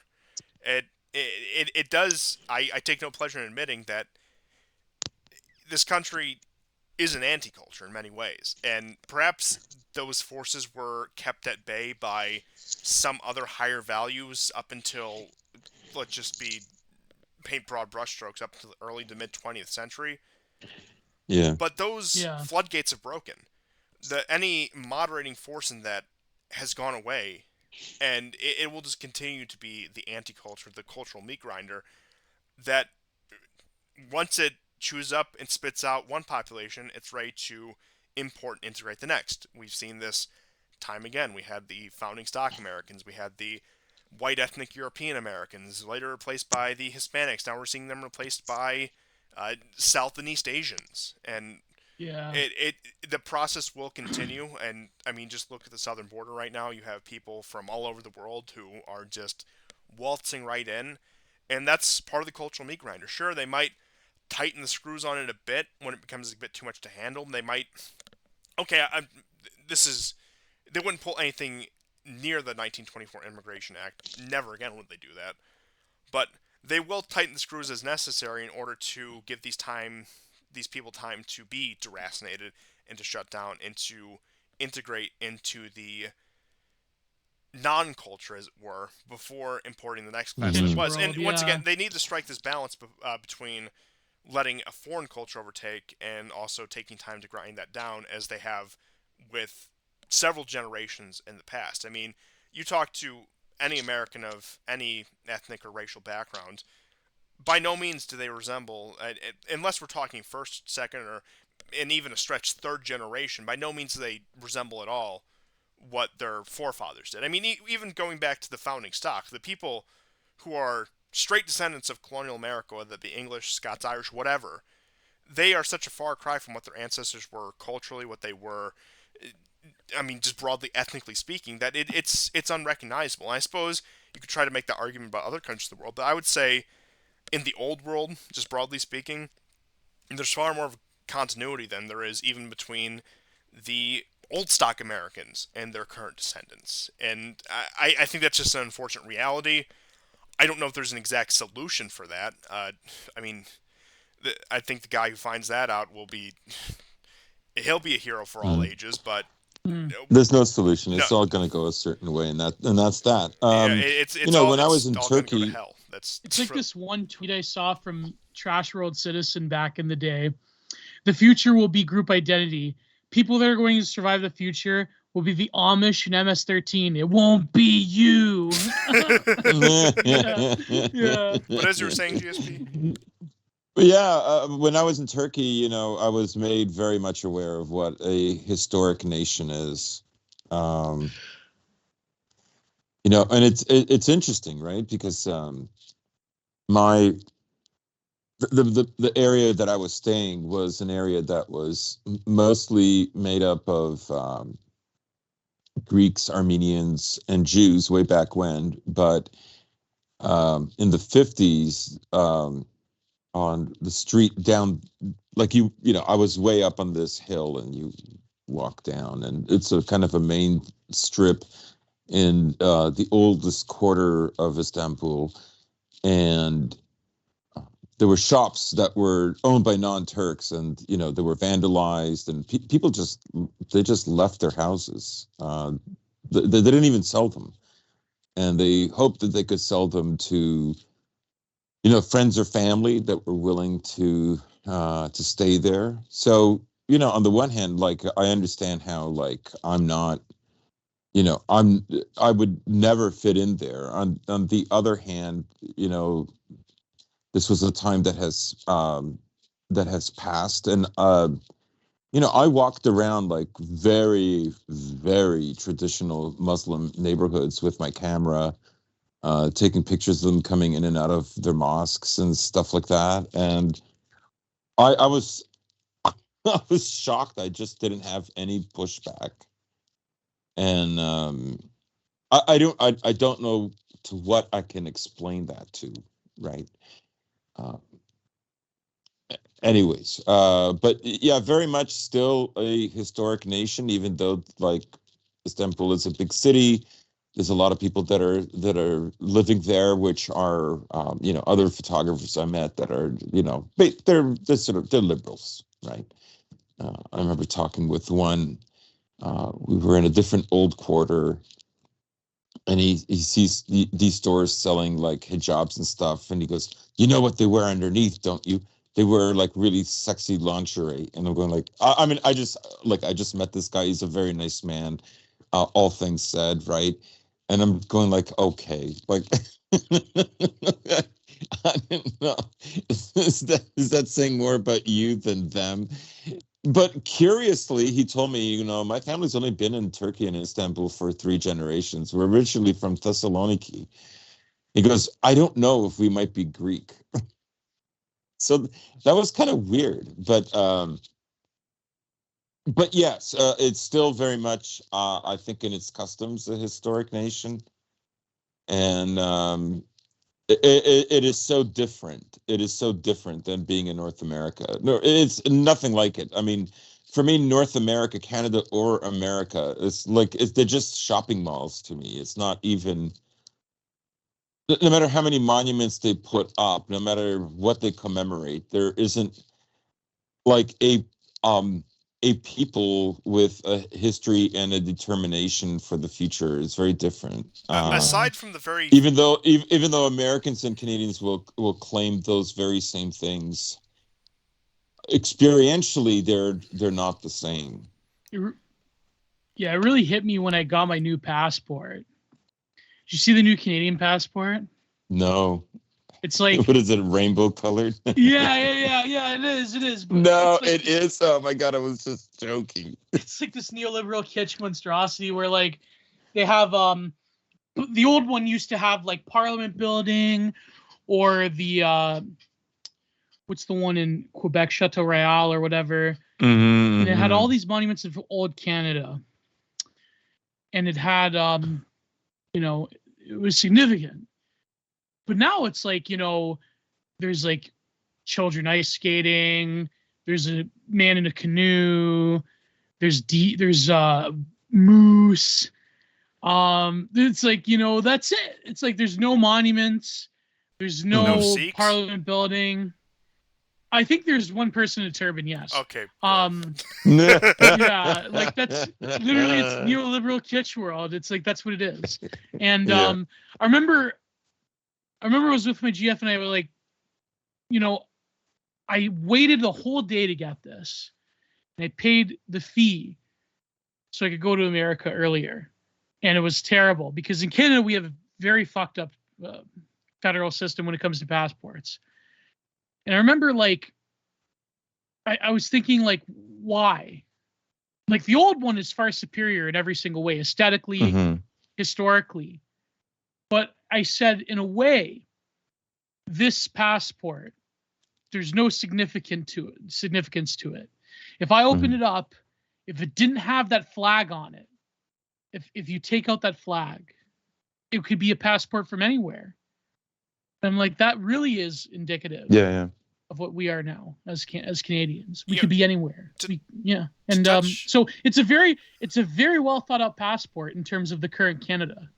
So yeah, to touch on both. I remember I had the revelation. On both your points right there. Now, what GSP was saying about Turkey, I find interesting. Now, I didn't spend much time there, but I was there for a little over a week last year. I'm sure I mentioned at some point on the show. I did go to Italy last year, Hmm. last Hmm. January, and I mostly just passed through. I had some limited interaction with the locals, not nothing too much. My Italian isn't good enough to carry that extensive conversations. Pretty much, I can please and thank you and get what I want. That's really what it boils down to. So I was a bit of a passing stranger, but once again, it you can feel when you are in a place that does have a an actual history, a rooted history. You can tell that this is a place where generational chains that have not been ground down have passed through. And like I said, I experienced this in a very passive manner. I'm sure with some of the stories you've told me about your trip, I probably know much more what I'm talking about than I do. But it did awaken a similar revelation in me that I've never really put in the words until you mentioned something I never really. I mean, it's something I subconsciously understood, but never really put A and the B together until we started talking about this. So once again, I do get this, and I'm sure those of you who also have had a similar experience can know what I'm talking about. I know that we have also a very large old world audience as we do, so I don't know if they've ever been to North America and have ever felt that difference. But you are right, and even when you go to some of these more rooted places in North America, you can tell, yes, they do have more of a history than your average American city. But you can tell there's something fundamentally lacking that you don't get in North America that you get in the old world. And like I said, Hmm. that's just based on my very Mm. limited experience. But as I do, and once again, tentatively, I do have another trip to the old world. I won't disclose any locations thus far yet. Sometime this year, so perhaps I'll get more of a understanding of that and be able to compare and contrast that. But I am also I am curious whether, say, those from Australia, New Zealand, the other part of the Anglosphere that's often overlooked, have that feeling. If it is that same sort of lack of roots that exist there that do in the other Anglosphere countries, because I think the Anglosphere countries are. Uh, it's something very unique to them. Now, I'm sure you go down to Latin America, that is the other parts of the New World, that is another mess in and of itself. But it, you look, it's a different dynamic there, admittedly. But I do think that in the Anglosphere countries, obviously barring the UK, there is that shared actually lack of experience where it is you are just the echo, the remnant of a previous older people, and in many ways That's a very interesting point. you're disconnected Mm. from that. That's a very interesting point because, in a way, what you're saying is all Anglo countries, to a great extent, suffered the same fate Yeah. that were formerly English colonies or British colonies, right? You could argue that the Americans, uh, always wanted to be kings in their own kingdom. So, the in a sense they created one and it became kind of like a mini empire in the New World and conquered all these Neolithic people and so on and so on. I mean, a lot of them were Neolithic, but a lot of them, they did copper mining around the Great Lakes, and they had some metallurgy for sure. Some of it was quite good, but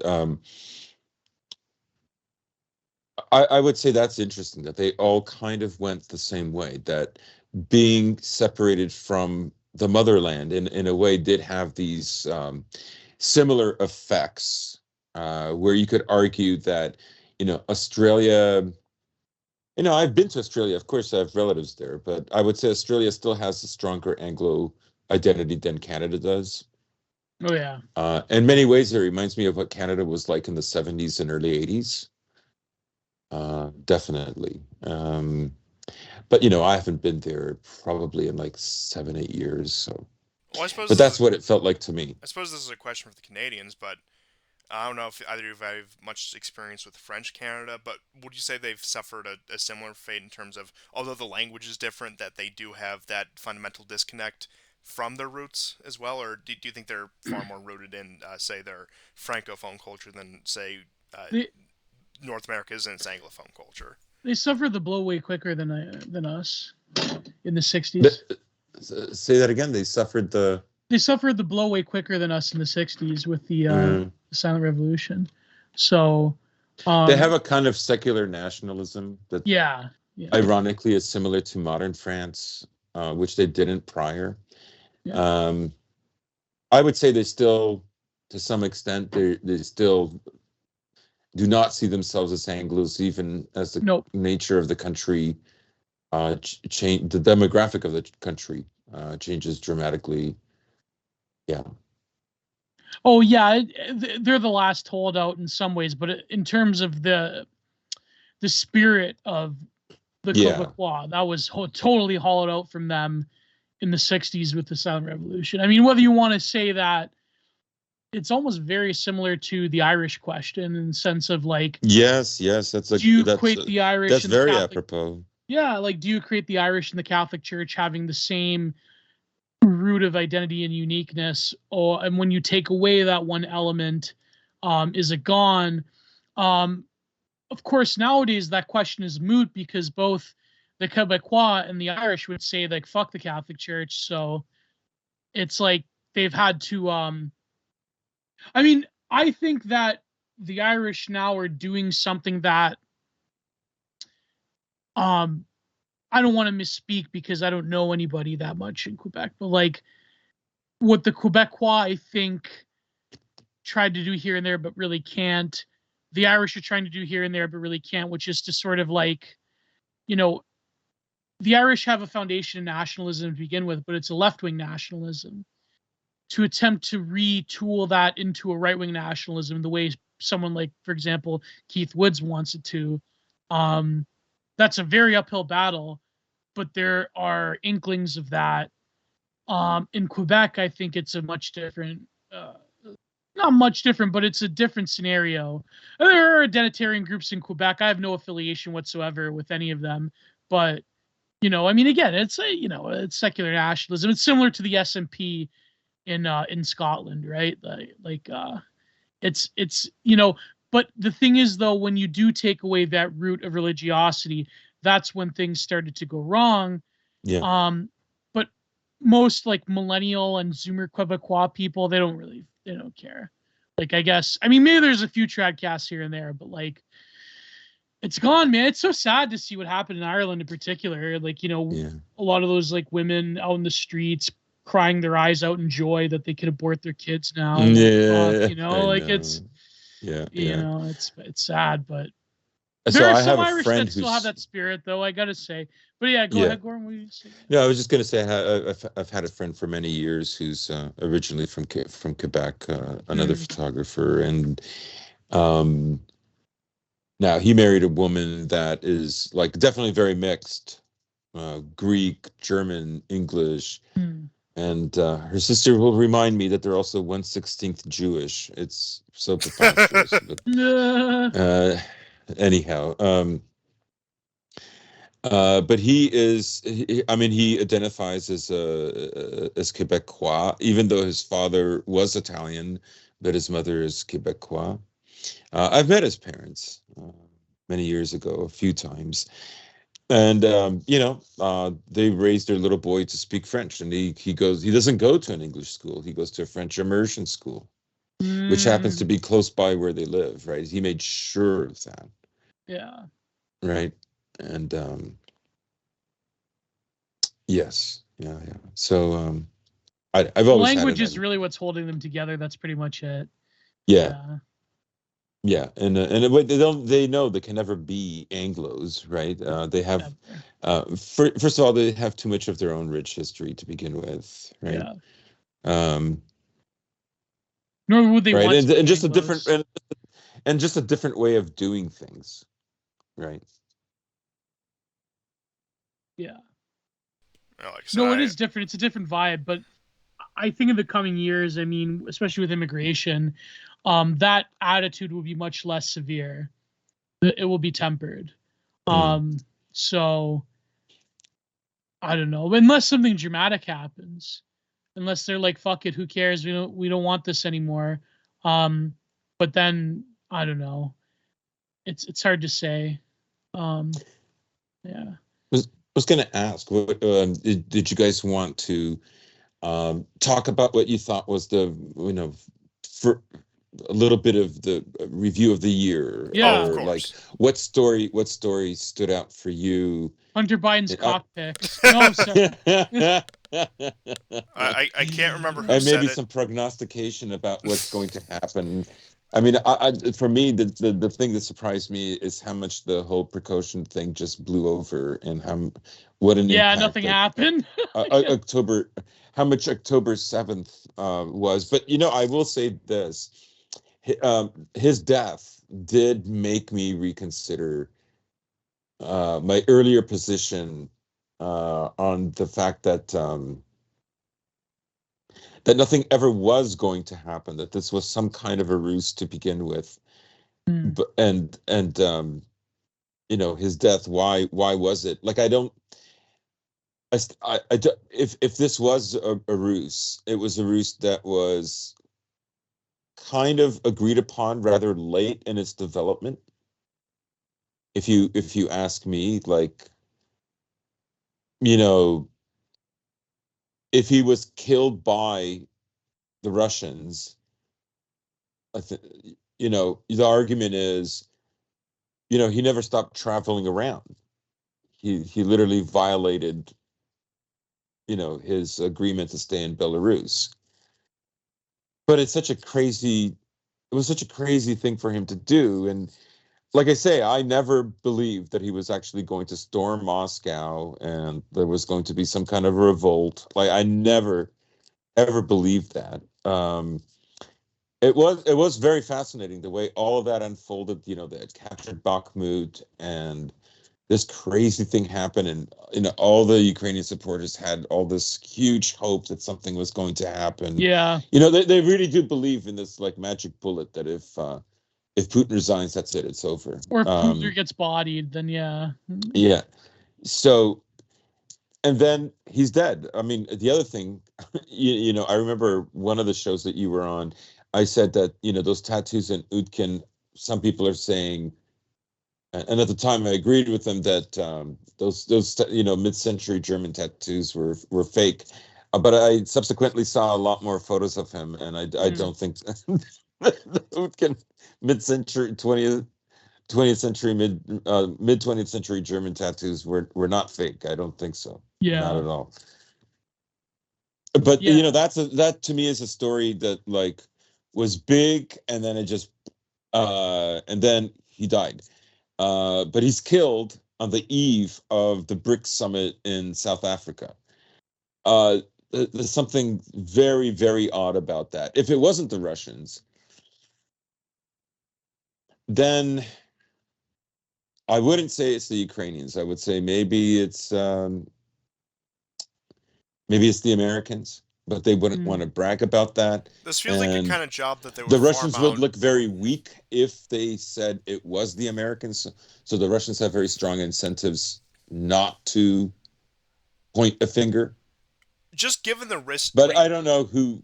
I mean, I admit there's a very strong possibility that the Russians could be any one of his political rivals as well. That's true, yeah.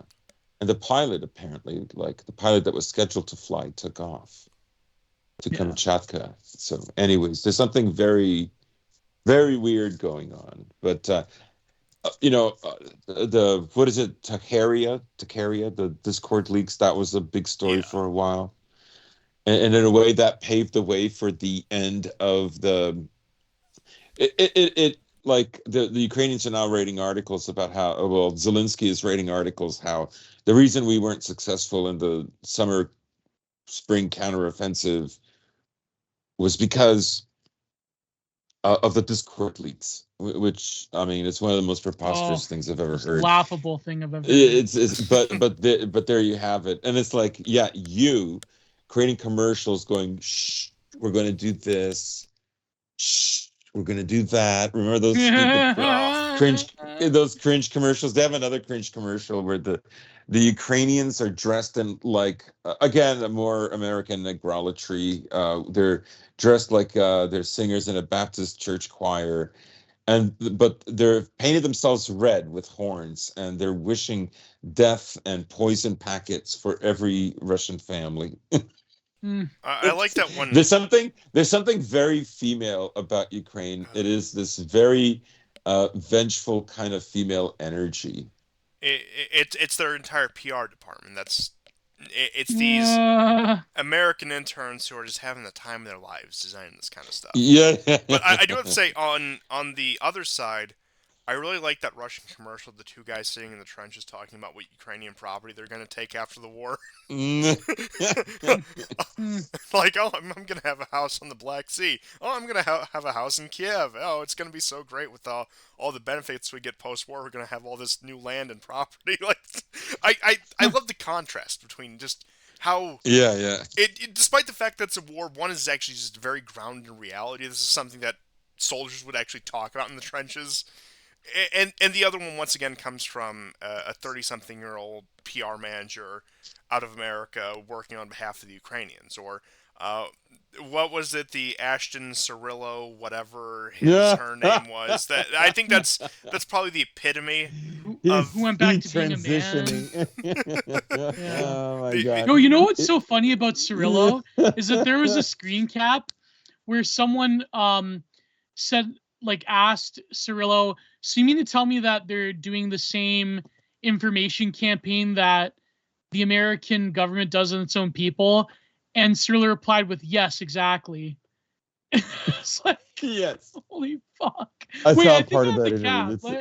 I have the cap here. Cirillo says, oh, where is it? So Russia is using the same destabilization tactics on the U.S. as they have been using in Europe. Cirillo says yes. That was it.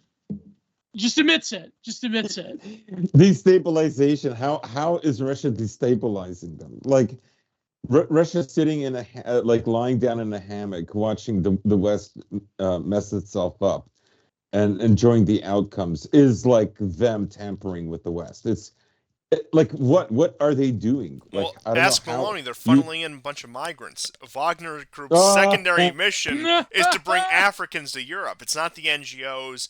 It's not American-backed organizations. Yeah, even it's like not even like dissident right-wing people in America, they turned on Russia because of that with Finland. Oh. I'm like, well, it's not like Santa Marin was gonna like not bring them in anyways, right? It's just like, fuck. Not that I agree with Russia doing that, obviously, but like it's a less of a significant degree than what the heads of the EU are doing to their own populations, anyways. And when they tolerated it with Erdogan back in 2020, they opened the gate to this kind of stuff. I don't want to hear it. This is the result of their own policy. They did it for decades. They did it for decades before. Now it's Russia doing it. Yeah, but it's the evil empire bringing them in. It's not, sexy son of whatever her name is. I mean, Sanna Marin or something like that. Sanna Marin. Like that. Yeah. If I have this right, apparently she was raised by lesbian moms. That sounds right. Whoa. Yeah, I'm not kidding. Am I right, Constantine? I'm pretty sure that's the case. Yeah, that's incredible. And of course, she cucked her husband. Yeah. So wow, what a woman. She had those bikini pics. Yeah. Yeah. She looks. I mean, I don't know why people like fall. Okay, yeah, she's beautiful, but like, I don't know. She's not that. Yeah. Not my type. I mean, I can't stand her politics, so I don't care. Yeah. I had my Ukrainian friend. He was such a sweet guy. He called me up and everything, and he asked me how was Turkey, and he's, I would say, left of center, and I told him about my friend saying, "Oh, you should go to the eastern side of Istanbul, the Asian side, because there the girls, they're laughing all the time. They don't care what people think. Some of them dye their hair strange colors." I'm going like, "Oh my God, you're talking about shit-lived women. You're talking about like brown women aspiring to be stupid shit-lived women. Like I didn't say anything, but I'm going like, so I'm telling my friend this, right? And he says, politically, where are they? And I said, well, I mean, Erdogan years ago, like, got a lot of people from the countryside that moved into Istanbul, which changed the character of Istanbul. And yeah, there are. I mean, I met with both kinds, and like they're upset with it. The liberals are in Istanbul upset with it. But I said the one thing they can both agree on is economically the country is not in a good place. The other thing I said was I go get a load of my friend. He wants me to go to like this other more western side, ironically in the eastern half of Istanbul. I go, why would I want to take pictures of these women? Like my civilization worships these women. Like why? What's the incentive? It's just That'd probably be pretty good Oh, career man. wise. But yeah, it's interesting. It's interesting you bring all of that up. But I do think with the situation in Ukraine, just to return to that, mm, it was. I'd say it was inevitable that I think it would have come to all of this. That barring an early NATO intervention or some degree thereof, that this war was a matter of time in which it would be lost, and that just given the strained relations between Russia and the West since the Maidan, just to just mm, to have a point there, that at least the politically aware elements of Russian society realized that it was going to come to this sooner or later. And some of them, in fact, were frustrated that it didn't happen sooner. Some of them were very critical of Putin for the yes, fact that he kept kicking the can down the road. Now, in hindsight, that may have been a wise move, speaking economically, that Russia was prepared to weather the sanctions and that its economic prospects actually grew in spite of the war.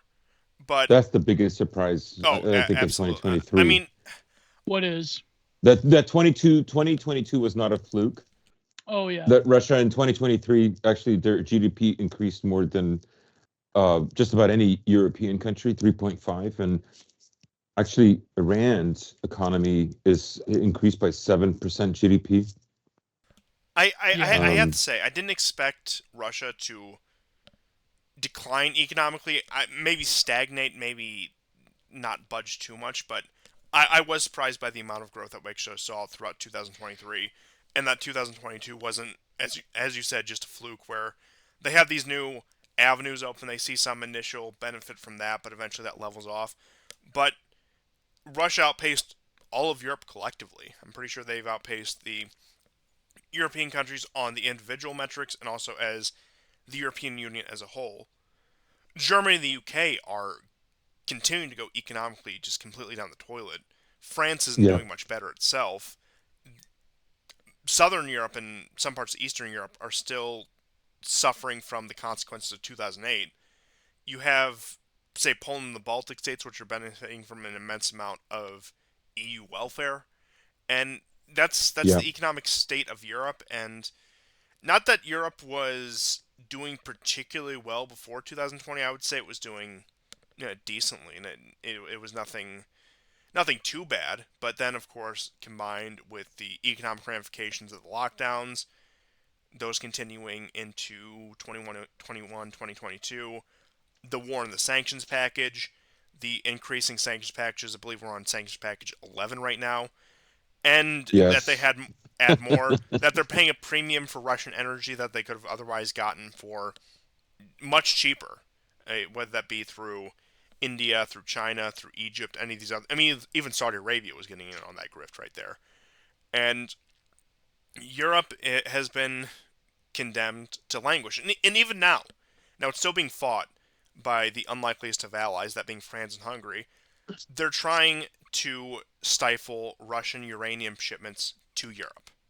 Now, I don't know. Maybe do they have some ace up their sleeve in Kazakhstan? Do they have some ace up their sleeve in West Africa? Have they sorted out that situation? As far as I know, with the Niger coup that everyone seemed to have forgotten about, that Yes. trade relations still have not been normalized between the European Union and West Africa, and who knows how long that will be. And once again, the most vital thing, if we're going to talk about a Europe that runs on nuclear energy, is the fuel for said energy.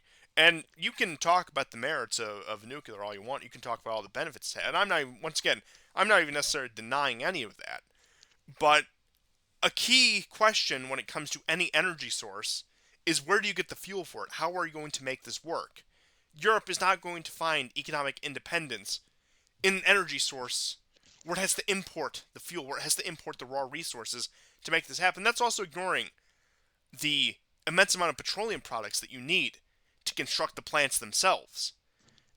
These Yeah, are yeah. massive construction projects to the tune I of would. Oh billions of yeah. dollars. And still to this day, Rosatom, the Russian nuclear company, is outdone by nobody. They are Yeah. the go-to across the world, no matter where you're at. And even before the sanction in Europe, they would contract out to Rosatom, which is, I believe, partially state-owned, partially private-owned, to build Yeah. these nuclear facilities. Hungary did, Serbia did, I think even Slovakia did. You have all across the Middle East and East Asia where they've contracted out to them. But pretty much anywhere outside of the Western world, if they're looking to build a nuclear plant, they're going through Rosatom because they provide the construction material, they provide the construction crew, they provide the engineers, they provide the fuel. It is an all service package if you want to have an extremely efficient source of energy. And once again, the Europeans have cut themselves off from that energy market as well. So they are left with, and I know I'm harping on old points here, they can either decimate their own landscape to get coal, which is even worse in environmentally speaking. Once again, I'm not trying to go on some green crusade here, but I do think there are certain environmental realities we do have to recognize here. Or they can go with some pipe dream like wind or solar. I mean, solar in Uh, Europe. I mean, Did you Germany. see the latest It's Caspian report? I The I the not in British are gonna years. build all these windmills in Doggerland, Uh, oh in god. the North Sea. Oh oh, my I God, yeah. believe it. Energy powerhouse. The British Empire is back, baby. Powered by wind this time. And once again, even the economic relationships Western Europe had with its former colonial states. And look, you can talk about the benefits and the downsides of colonialism all you want, but point being is it wasn't the most well managed the decolonization process, but there were a few economic safeguards that gave these countries a degree of autonomy when it came to economic and energy independence that have been swept away. And I mean, frankly, you look at some of the policies here when it comes to America's approach to the Middle East, to Africa, where their destabilization campaigns, perhaps intentionally or maybe unintentionally, did target sources of European energy, which conversely Yeah. made them more reliant on Russia. And then when they got too reliant on Russia, the axe came down in the form of the Ukraine war, and now they're being forced to buy Russian energy from China and India. And it'll happen eventually. It's bound to happen. Europe is going to be forced to cut economic ties with China. There will come a point where Yes. American-Chinese relations sour to the point where they give the marching orders to Brussels and their other affiliate states in Europe and say, it's either us or China. And what do you think they're going to choose? What do you think the American groomed elites of Europe are going to choose? And once again, I don't care if you love or hate the Chinese, but let's just talk about raw economic reality here. The largest trade deal in history was signed in 2020 between the European Union and China. That is not an insignificant amount of their economic potential lost. When we're talking about sending a continent into sub-third world conditions, potentially. I'm not saying that Yeah. across the board, but when it comes to economic productivity, Europe is not a resource-rich place. They're a very European peoples, as they've proven throughout their history, have been very innovative and they've been very industrious in terms of working around those problems. And A lot of that led to the fact that they had to go abroad and actually establish trade routes to get these resources there. To their credit, once again, very impressive feats by all means, but those trade routes have broken down. They've given themselves over to America in order to guarantee those resources coming there, when it seems like over the past 20 years that has been stifled at every turn. And even the Americans have sabotaged their own energy industry, so they're not getting it from America. That's off the table. And I don't want to be too much of a doomsayer, but when it does come to that point where we do force the Europeans to go along with our next crusade, our next adventure, whether that be against China, whether that be in the Middle East, wherever, that's going to be even more of an economic blow, compounded with 2008, which much of Europe, once again, has not recovered from, 2020 and 2022. How many more punches can this continent take before it just sinks into the Atlantic? Yeah. Yeah. Yeah, I mean, you can, to what you're saying, you can bring up the example of Niger, right? So the French have left, yes, but the Americans are still there. So what are, my bet is that the Americans will work out some kind of a deal where they get a cut of the pie, a slice of the pie, and they'll sell it at a higher price to the French. And the Americans are, I think, are happy that the French are gone from there and that they can take the resource. And once again, that still doesn't solve the fundamental problem of the amount of petroleum products needed in industrial production that keeps Oh the yeah, European economies online. Because sure, yeah, with your uranium, France, they can keep the lights on. They're much better off than, say, Germany or the UK in that matter.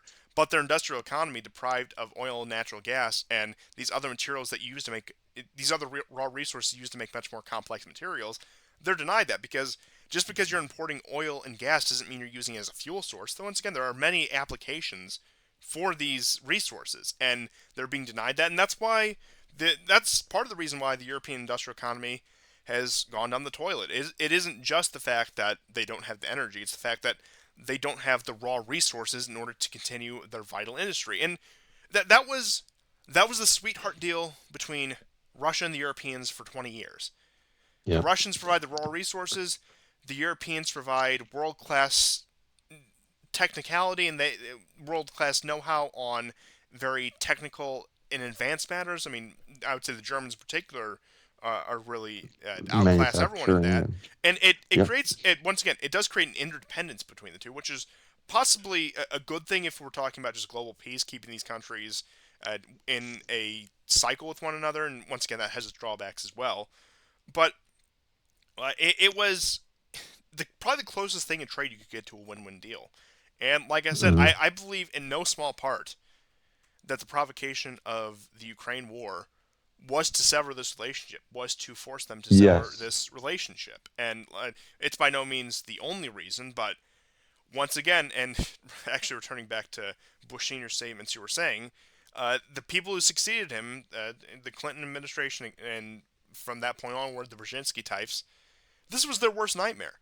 Not even the marginalization, the explicit marginalization of America from Europe, I should say, because that would be an entirely different thing. But Europe diversifying its economic channels, opening itself to other markets, having a bit more balance on the continent.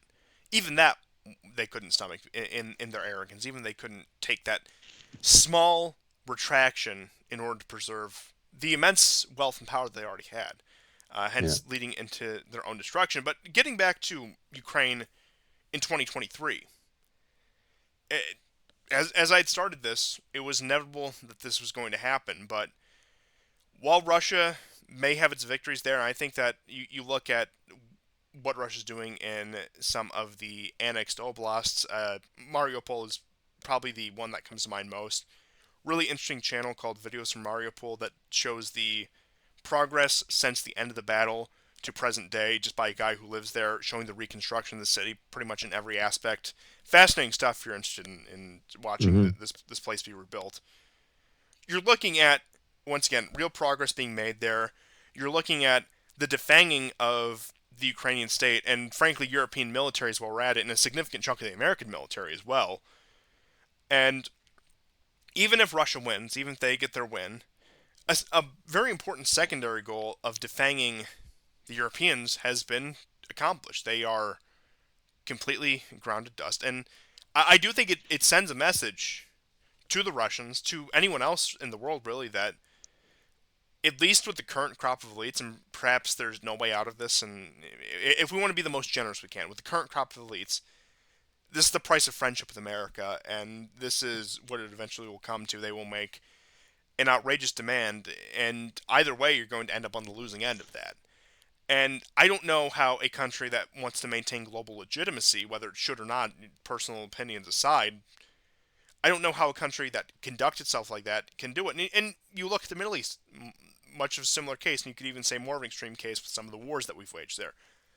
But even with our more quote unquote conciliatory relationships, like Saudi Arabia, in the past 2-3 years, you can see the direction that took as well. And this is a country that is, I think, 2022 to an extent, and 2023 especially, was the year of American diplomatic isolation. And I think no one event exemplifies that more than Blinken landing in Ankara and being completely snubbed Yeah. upon his landing. No welcoming party, nothing. Nobody there. He or, walks out. or van der Leyen being um, uh, she visited China, and there wasn't really any fanfare in receiving her. But when she had to go back, that was the real snub, in that she had to go through customs. Oh. Yeah. Just like everybody else, to get on her plane. I mean, that speaks volumes. And before anybody starts talking about third worldism, I mean, America is literally drenched in third worldism. It's just not like everybody else's third worldism, because they don't recognize it as such, because there's just no history. Um, it's just remaking all these places into outposts of itself. Yeah, I mean, look, you can But talk it about. imports it. I mean, it has been engaged in real third worldism in ways that Yeah. the accusers of Russia or China pale in comparison. I mean, you can complain about third worldism all you want, and sure, while the rhetoric might be annoying, that doesn't change the fact that Saudi Arabia has some of the largest oil reserves in the world, that OPEC is a very globally relevant organization economically, that the Chinese are poised to become the largest economy in the world. Once again, like, you don't have to embrace these people. You don't have to have some sort of love and Yeah, you can affection be for these objective people. about You, it. you can be Yeah. objective about it and realize that, yeah, you're going to have to deal with some less than pleasant actors in all of this. And everything that America has done since the outbreak of this war, even before, but I think especially since the outbreak of this war, has been completely counterintuitive to that. It is a country that, Mm. once again, we saw a slow decline of from, I would say, 2001 onwards, since the War on Terror onwards, trying to exert itself more and more upon countries where it has less and less influence. Like I said, I don't have the map because it's on my old computer, but it does compare largest trading partners of countries, uh, whether America or China is the larger trading partner of a country from 2000 to 2020. 2000, the map is mostly blue, representing America. 2020, the map, even most of the West, is red, representing China. So it's it's simply the landscape you have to navigate. You don't have to love it. You don't even have to embrace it. But you do have to realize that, yes, because of the situation, because of the way European empires were dismantled, there's going to have to be some sort of a deal with the devil, so to speak, with a lot of these places, whether that be in West Africa that's resource rich, whether that be in the Gulf states in the Middle East that's resource rich, whether it be in East Asia, which has become an economic powerhouse in its own right.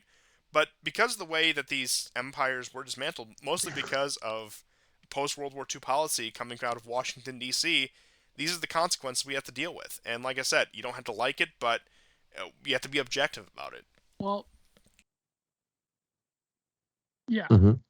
Oh, I was gonna say, there's a fear in it though.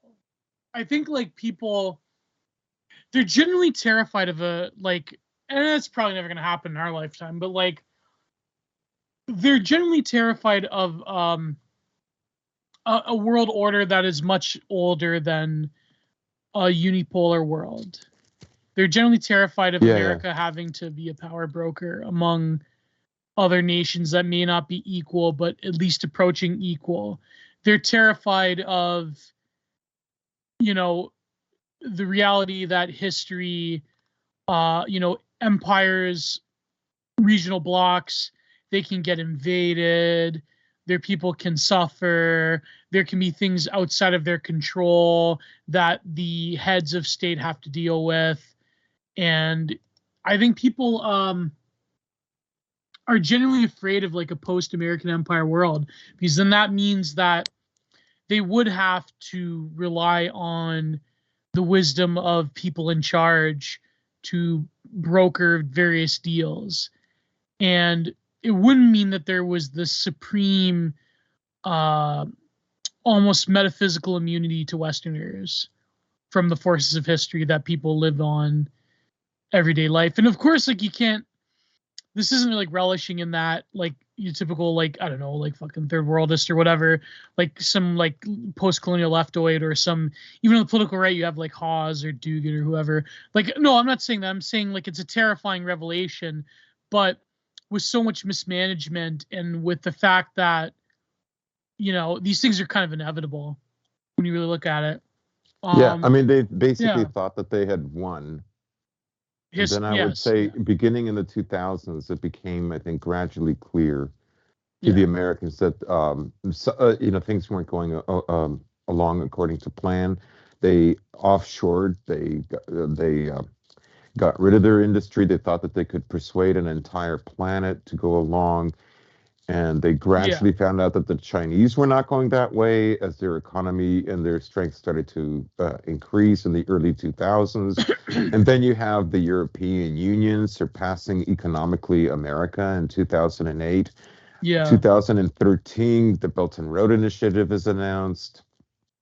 And at this point, they're like, we have to do something. We're going to lose our victory is going to be null and void that we fought for, let's say, diplomatically, by proxy wars, by all kinds of means, with covert intelligence and all kinds of operations for 25, 30 years, and that's all going to go up in smoke. And so I think that's ultimately what we're watching. And even, the possibility of a wider war in the Middle East, part of that is fueled, like you could argue America should have attacked Iran years and years and years ago if you're just coming from a kind of a value-free judgment kind of place, and they had every propaganda arm they could have spun to make 9/11 Iran's fault if they wanted to take care of that problem.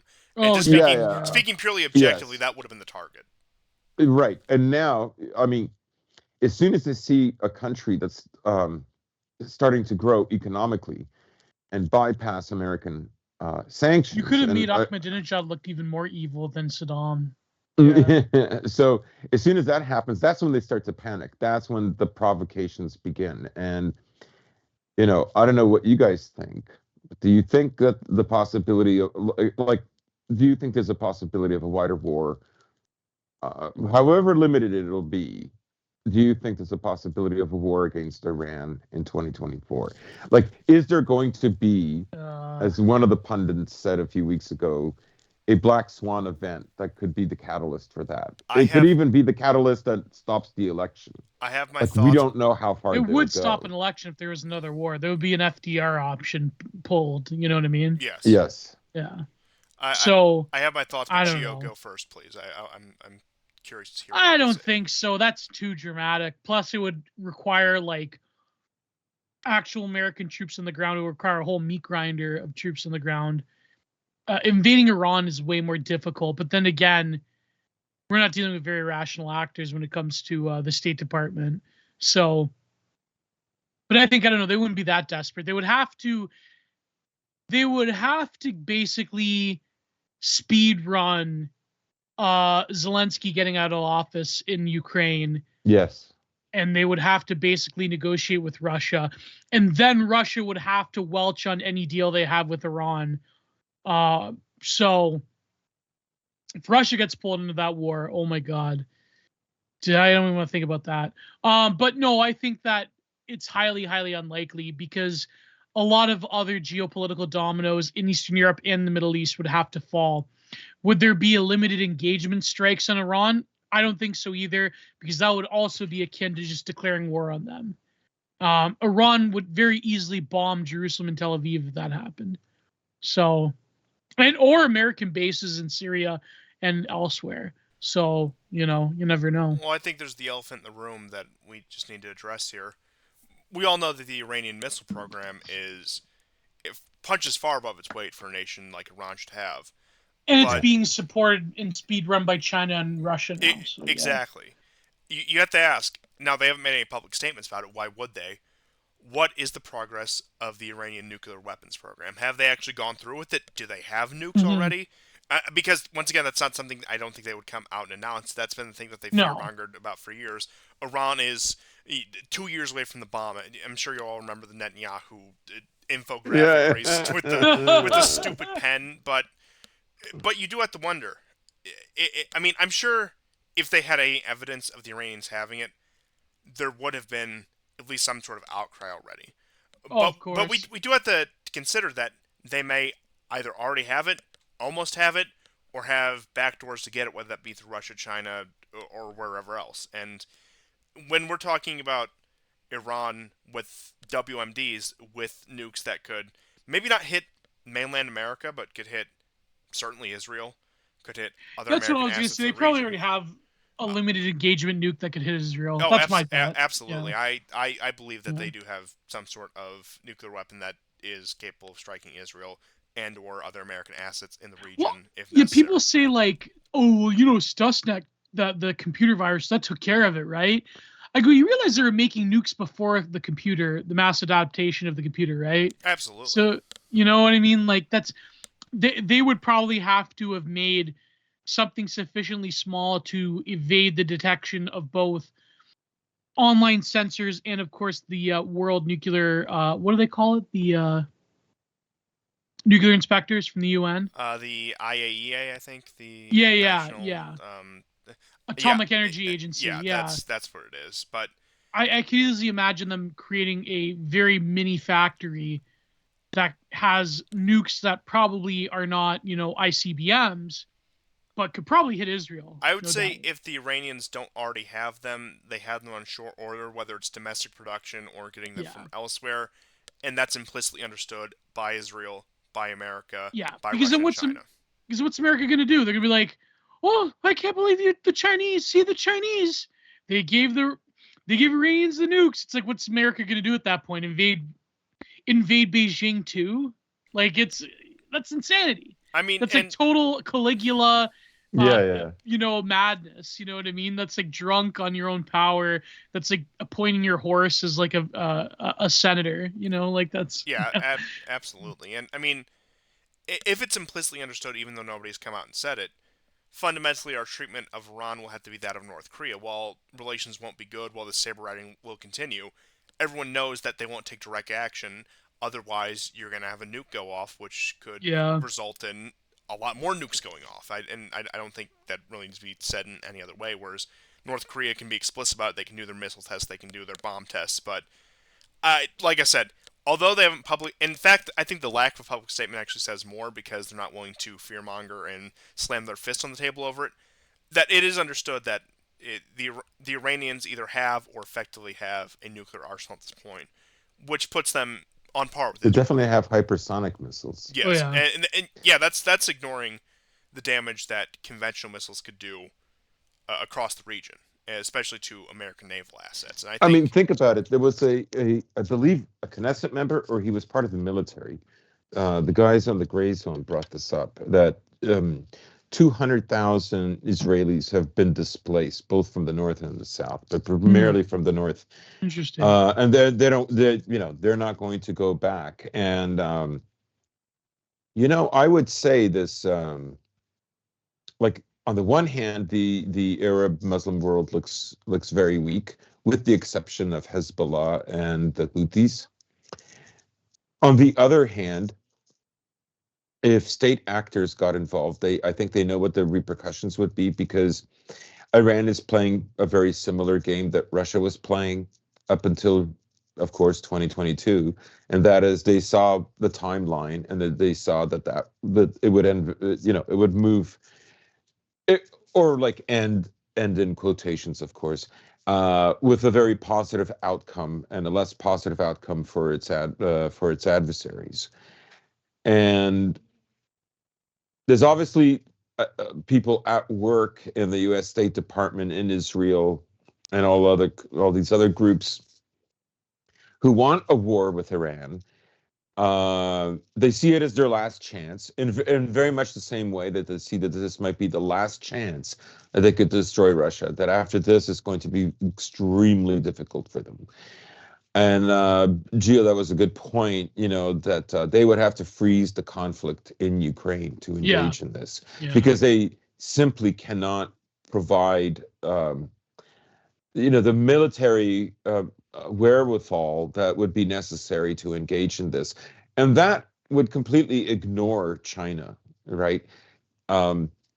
America has made it their business from 2022 onwards that losing Taiwan is like losing Alaska.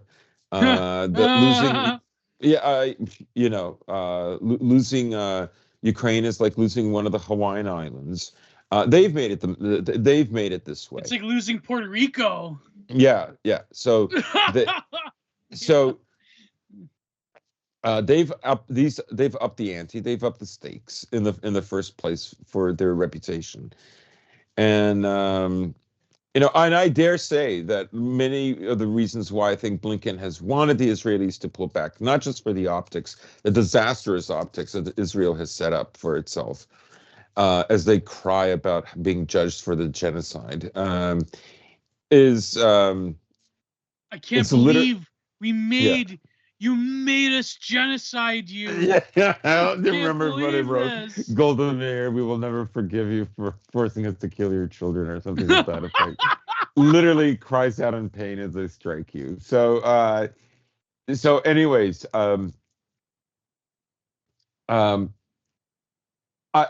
America can't manage it. I don't think so. No. But a lot of people are convinced that it's going to happen, and if it does, it would have to escalate very quickly, because America is not. Europeans would have to get involved, like the French and the British and the Germans would have to. Oh yeah. Yeah. They'd have to all go after Iran. Because everybody knows in 10 years, demographically, America will not be in a good place. No. To have an army that won't have deserters and traitors, right? Like, ask yourself, like, how many Hispanics really want to die? How many brown Zoomers want to fight for the empire against Iran? Yeah. Come on. Like, maybe you might have them, you may be able to convince them that, like, our way of life is superior and Iran is evil somehow. Iran would have to, like, slaughter a whole bunch of trans people or something for them to justify, like, World War III. Like, they'd have to, they'd have to, like, but here's the thing, all the anti-gay and anti-trans propaganda, it's already worked in Iran. It's already worked in the American people. But at the end of the day, it doesn't matter how much gays that they crane. You know what I mean? They take a crane to. You've seen these barbaric, where they hang them by the crane. At the end of the day, American servicemen dying en masse on levels that we haven't seen since maybe at least the Vietnam War, if not North Korea. That's a very hard sell. It is a very hard sell. Incredibly hard sell.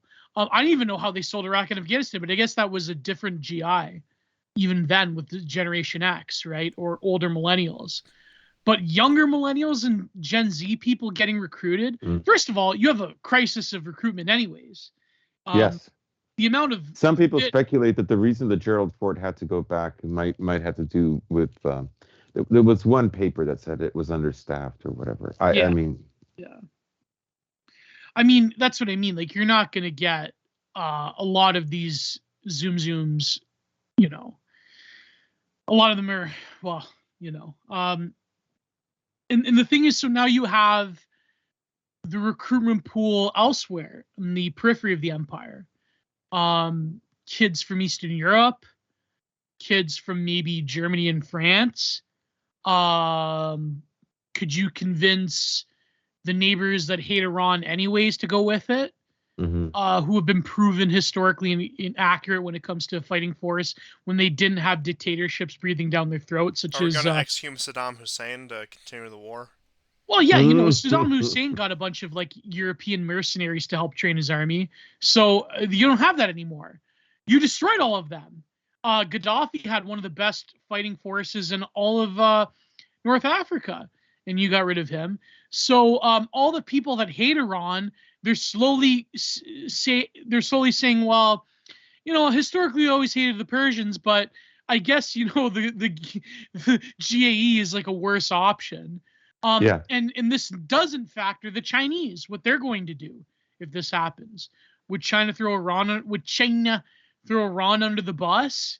No way. When they could just sell them weapons? Probably not. The fact that China brokered the diplomatic deal in 2023, which is a story that's forgotten, but the fact that they did that, right, where they reopened their embassies in their respective countries and their capitals, right? Like the fact that is what China did, right? And that people just sort of, I don't know, a lot of people in the West didn't pay attention. But America will just have to rely, I don't know, on Qatar and Bahrain for bases, because maybe I don't Israel, think Saudi Arabia, but that's too long a flight. And like, there have been over 100 attacks on U.S. bases in Iraq and Syria just in the last month. So they're being attacked regularly, almost on a daily basis, or definitely on a daily basis a few times.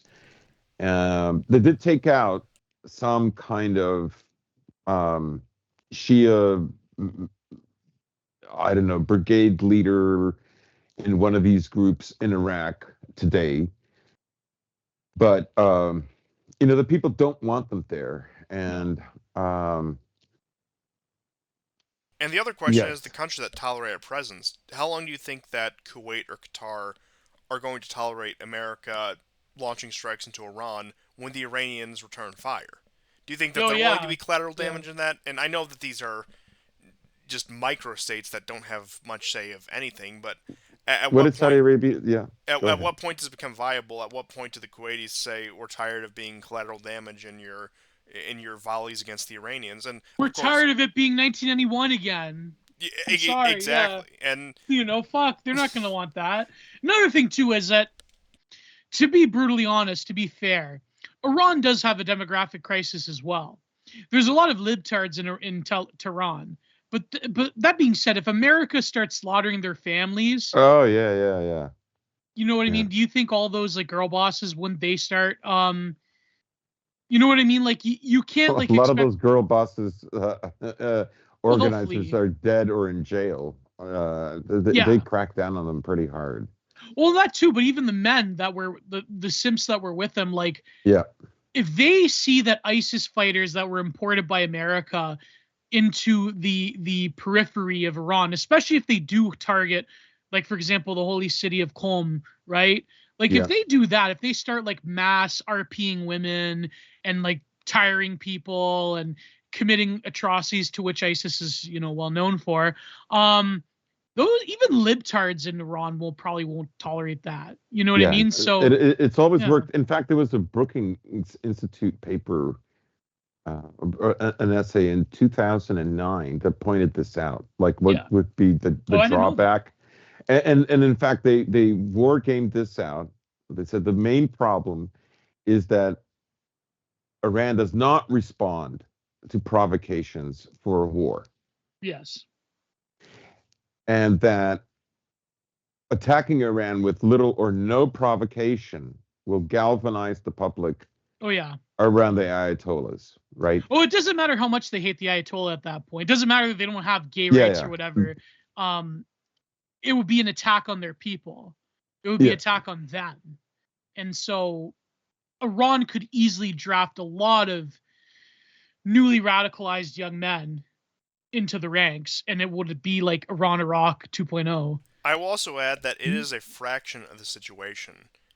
Yeah. But look at what happened to the Russian liberals upon the outbreak of the war. I mean, Oh, they left. they either left, or even some of the more liberal, sympathetic ones realized that, look, I might not like the way things are going right now, but I'm gonna the like West wants Putler. to dismantle my nation and just want us to be completely destroyed. So I'll begrudgingly tolerate Putler or whoever else. And I mean, that's really the two options you get: either the liberals leave, or they swallow their pride and realize that Yeah. better to stand with my own people than an invading force raining down bombs upon me. And I think that's pretty much a universal truth. No matter how much you might hate your own regime, you're not going to welcome being bombed by a foreign power. So, Yeah. and I Mhm. don't know, perhaps the Russians have run into that problem in Ukraine, but once again, the situation is much more murky there with ethnic and national identity. So, I'll leave that to aside for now. Well, if I But recall, Iran still is incredibly anti-Semitic as well. That's uh, another. Even young people are anti-Semitic in Iran. well, nobody likes it, and even Yeah. the quote Oh, unquote especially now with the Palestinians. Are you kidding me? Like it's like come on. even Um. the quote unquote liberal opposition that's touted, and sure you do have the more fringe element of that. For example, the girl boss revolution and whoever Yeah, else the is behind that. feminists and all that. But you have Yeah. to realize the most coherent opposition in Iran could largely be described as secular nationalists. While they might not like the Yes. Islamic elements of their government, they are no fans of the West, and they still want a strong, relatively independent Iran that is Well, just more. even Ayatollah Khomeini, he tolerated the Sufis, for Oh, instance. absolutely. Like he let them have drugs. You know, like see a lot of shit that happened. Like, listen, I know I shouldn't say as much, right? But a lot of stuff that happened in Iran in the 80s is really not talked about in the West. It was talked about for a time in academia, but not anymore. I mean, now because yes, after Khomeini, it did devolve into like the typical barbarism of a lot of Islamist politics in the region, but um, could they convince if Israel and America and a coalition of the willing were to attack Iran with little to no provocation, after seeing what happened to the Palestinians, could you like convert this into like a secular nationalism? Yeah, very easily. It could be I mean, ethno secular nationalism. Yes. I've said it in a little bit tongue in cheek for years, but I could see, depending on the way the political winds change in Iran, an IRGC junta taking power that doesn't really pay much Hmm. attention to the Islamic elements, not necessarily against it, but is much more focused on being a hardline government that is going to defend the interest of Iran.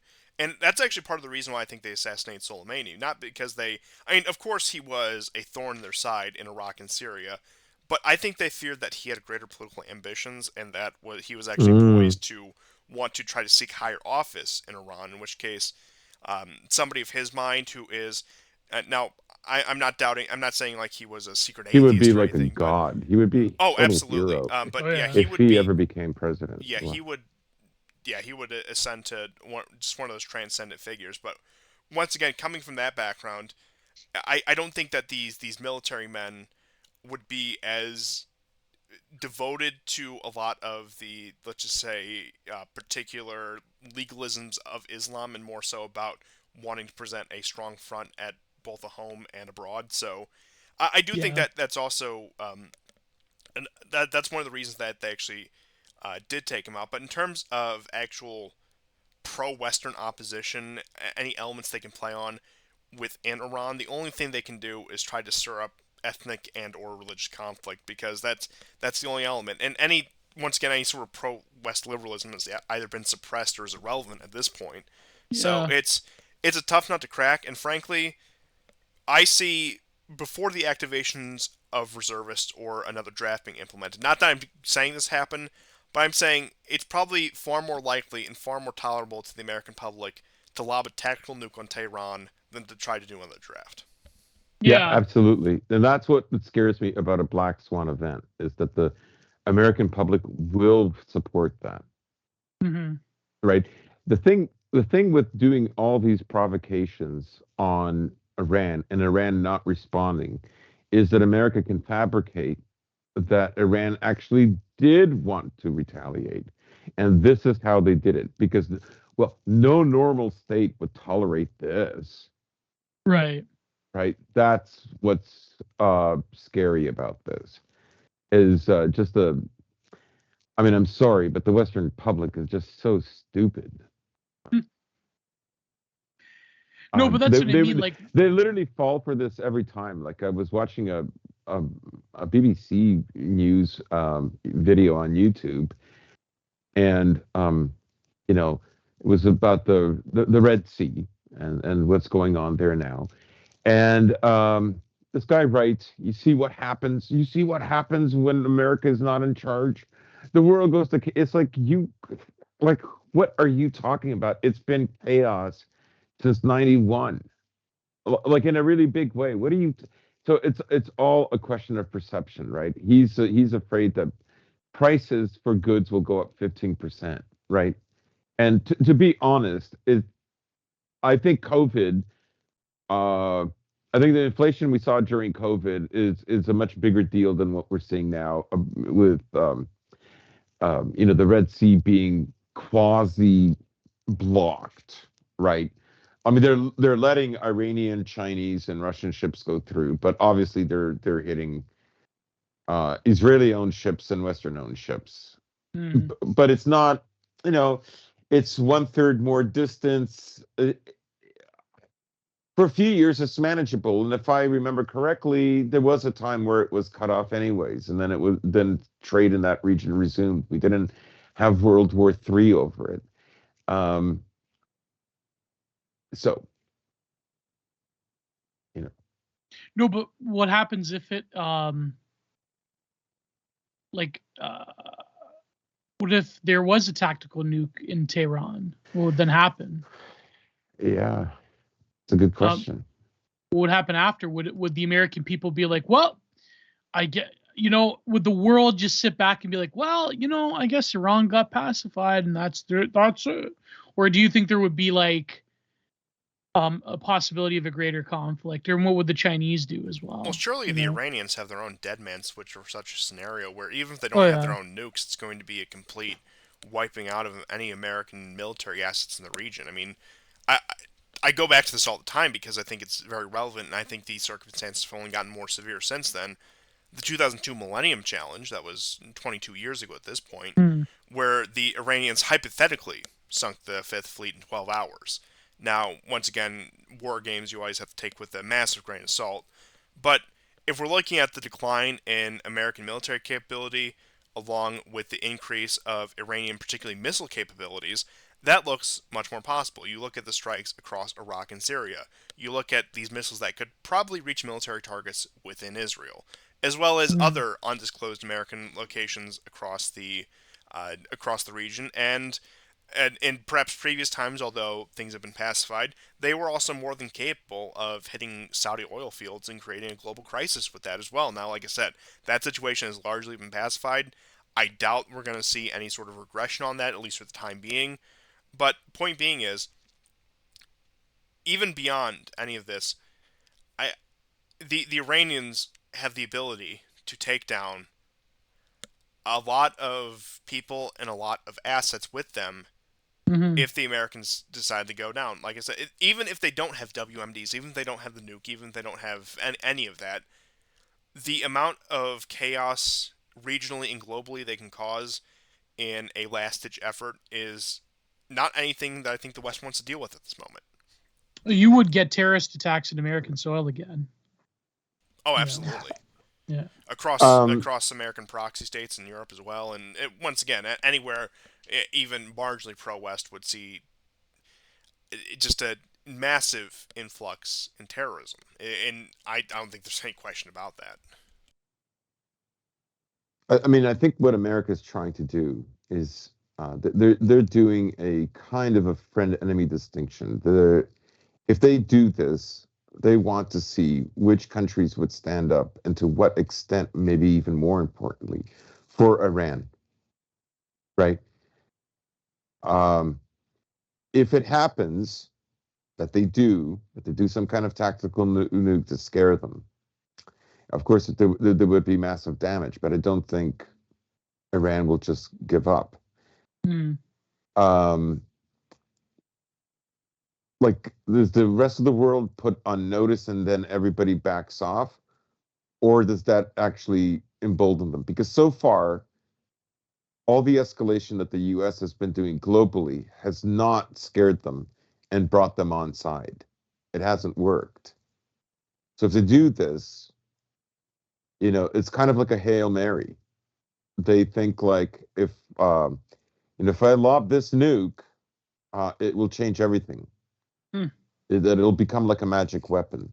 Like, I didn't want to do this, but you made me do this, and this is what's coming for you. And if you ever do that, I mean, I think a lot of these countries, and I think one of the reasons why Saudi Arabia and Iran put their differences aside is that they already know where things are going, and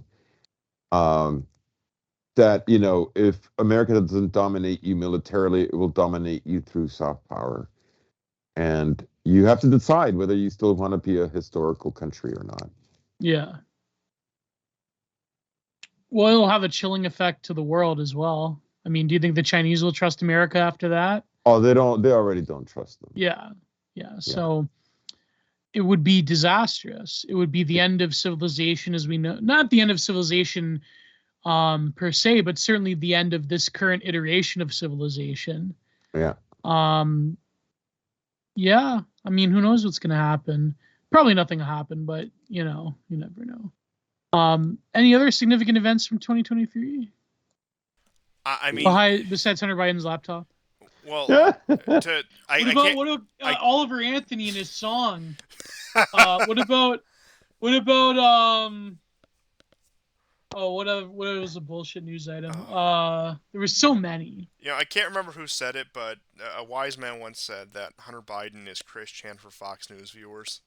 Yeah, this is true. Oh God. Apparently, there were some recent events that began the year. I'm trying to think. It seems so long ago. 23. It was a year where it seemed like something every week was happening, but in retrospect, a lot of those seem to have just lost relevance entirely. And like I said, I think we've covered a lot of the large areas with that. Oh, the counteroffensive. Yeah. Bakhmut. Yeah. Krivorog. Krivorog. Everybody loves him. Lysychansk. No, the counteroffensive that wasn't. His death count is what, 400,000? I mean, people say all kinds of numbers. It's just very hard to verify these things. I mean, the only thing that's probably the most credible is Media Zona, and they are like under the BBC. That is who funds them. And their office, I believe, is in Lithuania. And Weeb Union a few days ago, I believe it was either Monday or Tuesday, did a video, and he showed like actually Russian losses. People are talking about if they have 1,000 dead. I don't know, per week, or like. And if you look at the numbers are much less. They're actually going down. In fact, one of the salient things that he brought up is the amount of tankers, like tank personnel, that are getting killed has dramatically decreased. Like very small numbers. The numbers are as low as they were basically between May and June of 2022, because the Russians then had accumulated a lot of territory, particularly creating the land bridge. And they took Mariupol, and they began closing in on Severodonetsk and Lysychansk. Yep. So the numbers are on the low side, and he checked right up until I think the end of November or mid-December. So you know, you could argue that before September 26th or October 8th, the Donbass republics were not formally part of the Russian forces. Therefore, their losses were like 3,000, about 3 to 4,000 each for from the beginning of January to the end of September, beginning of October. Yeah. Right. So, I mean, their figures are roughly, if you include the convicts, something like over 50,000. Yeah. After nearly 2 years of fighting, It seems that like which is a whenever lot, but it's not the numbers that not the people Ukrainian numbers. opine. And yeah, then I think the Ukrainian numbers are higher. I'm just skeptical that they're 7 to 1 or 10 to 1. I don't know. I just don't know. We don't have a reliable thing, a reliable way of knowing. What we do know is that conscription is going very hard. On the last show that we did, Geo, there was a New York Times article that called the recruitment body snatchers. The body snatchers of all things, right? So, and this is why I think you, me, Constantine, all of us kind of see this move by the Americans to shame and kind of ridicule Ukraine in their media in order for Ukraine to start having negotiation talks, even if that means getting rid of Zelensky or rewriting the Constitution. But he knows very well all hell will break loose if he does that. Right. But there will be a real Ukrainian civil war if that happens. Yeah, not a fake Maidan situation. Yeah, but the recruitment now is central in Western Ukraine. They don't like it. You hear stories of, like, I saw a video of a woman who was driving with her husband and their baby daughter, and they stopped the car and they just took the guy. And she goes, "I don't have a license. I can't drive." Apparently, men are. I don't know this village. Yes. Women are doing the shopping and the working. Yeah. Yep. Yeah. They're all hiding. They're hiding, and the Ukrainian authorities know. So if the losses weren't huge, they wouldn't be asking. Zelensky's team wouldn't be asking for 20,000 men per month, right? In order to keep up with the Russians. If the losses weren't so big, then you would still have more volunteers. So the idea that the Ukrainian losses are small is a ridiculous idea. Yeah. I'm just saying we don't know what the figures are. It always seems that when Russia when they go into a new territory, that's when their number of casualties increases. But then the trend is always that their numbers slowly go down of casualties, but the Ukrainian casualties always tend to stay solid in that area. Yeah, I mean, that's according to the Russian MOD, right? And Rybar, I take that with a grain of salt. I just do. Well, yeah.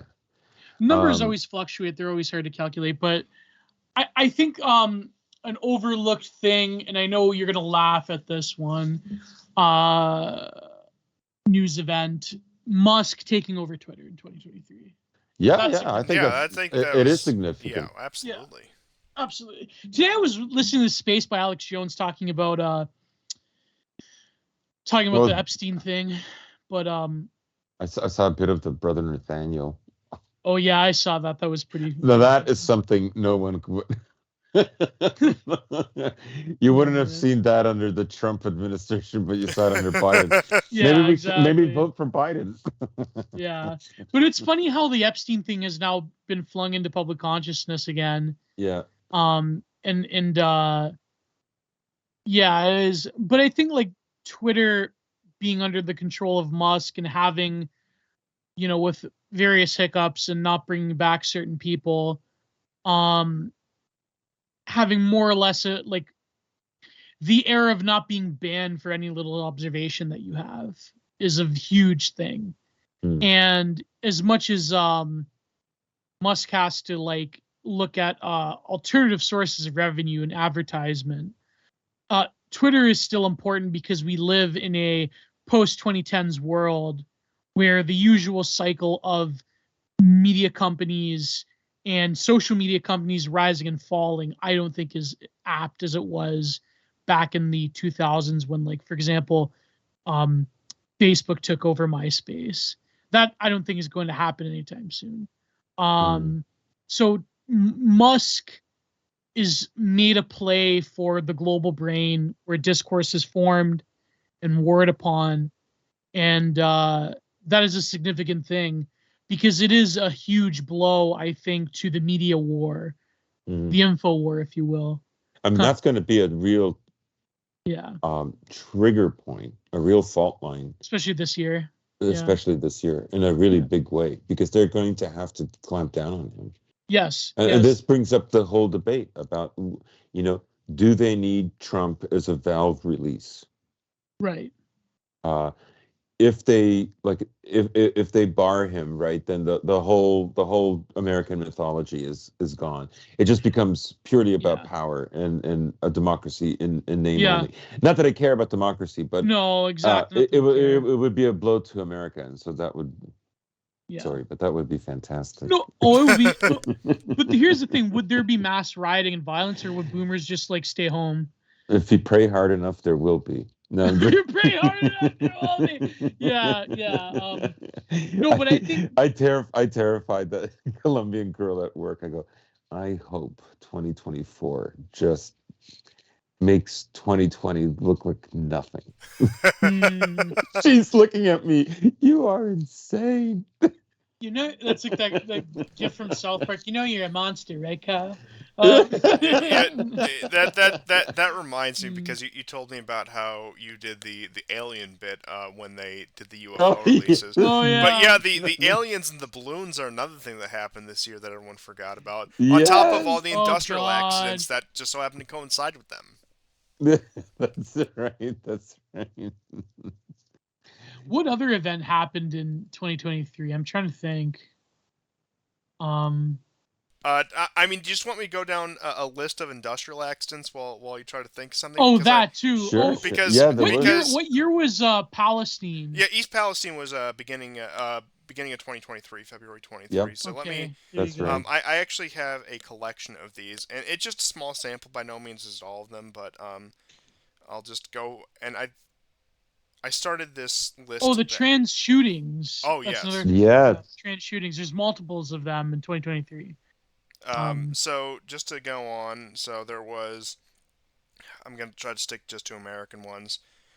Train derailment in Florida on February 28th. There was concerns about water quality in East Palestine on February 27th. There was, in Springfield, Ohio, a hazmat crew dispatched to a train derailment in Springfield, Ohio on March 4th. There was a train derailment in Oklahoma on March 7th. Let me just skip down here just to get a bit of a diverse thread here. March 26, 2023, Philadelphia advised residents to drink bottled water out of caution from chemical spill in Delaware River. Parking garage in Manhattan collapsed on April 18th. It was reported that one of the CDC teams that investigated the train derailment in East Palestine fell sick on April 1st, so I don't know, take that one with a grain of salt if you must. There was the ammonium nitrate train that went missing in California on May 17th, and let me just skip down to a few more of these. June 24th, there was a train derailment into the Yellowstone River, and like I said, that's just a small, even just like in the past month, Milwaukee train derailment on December 5th.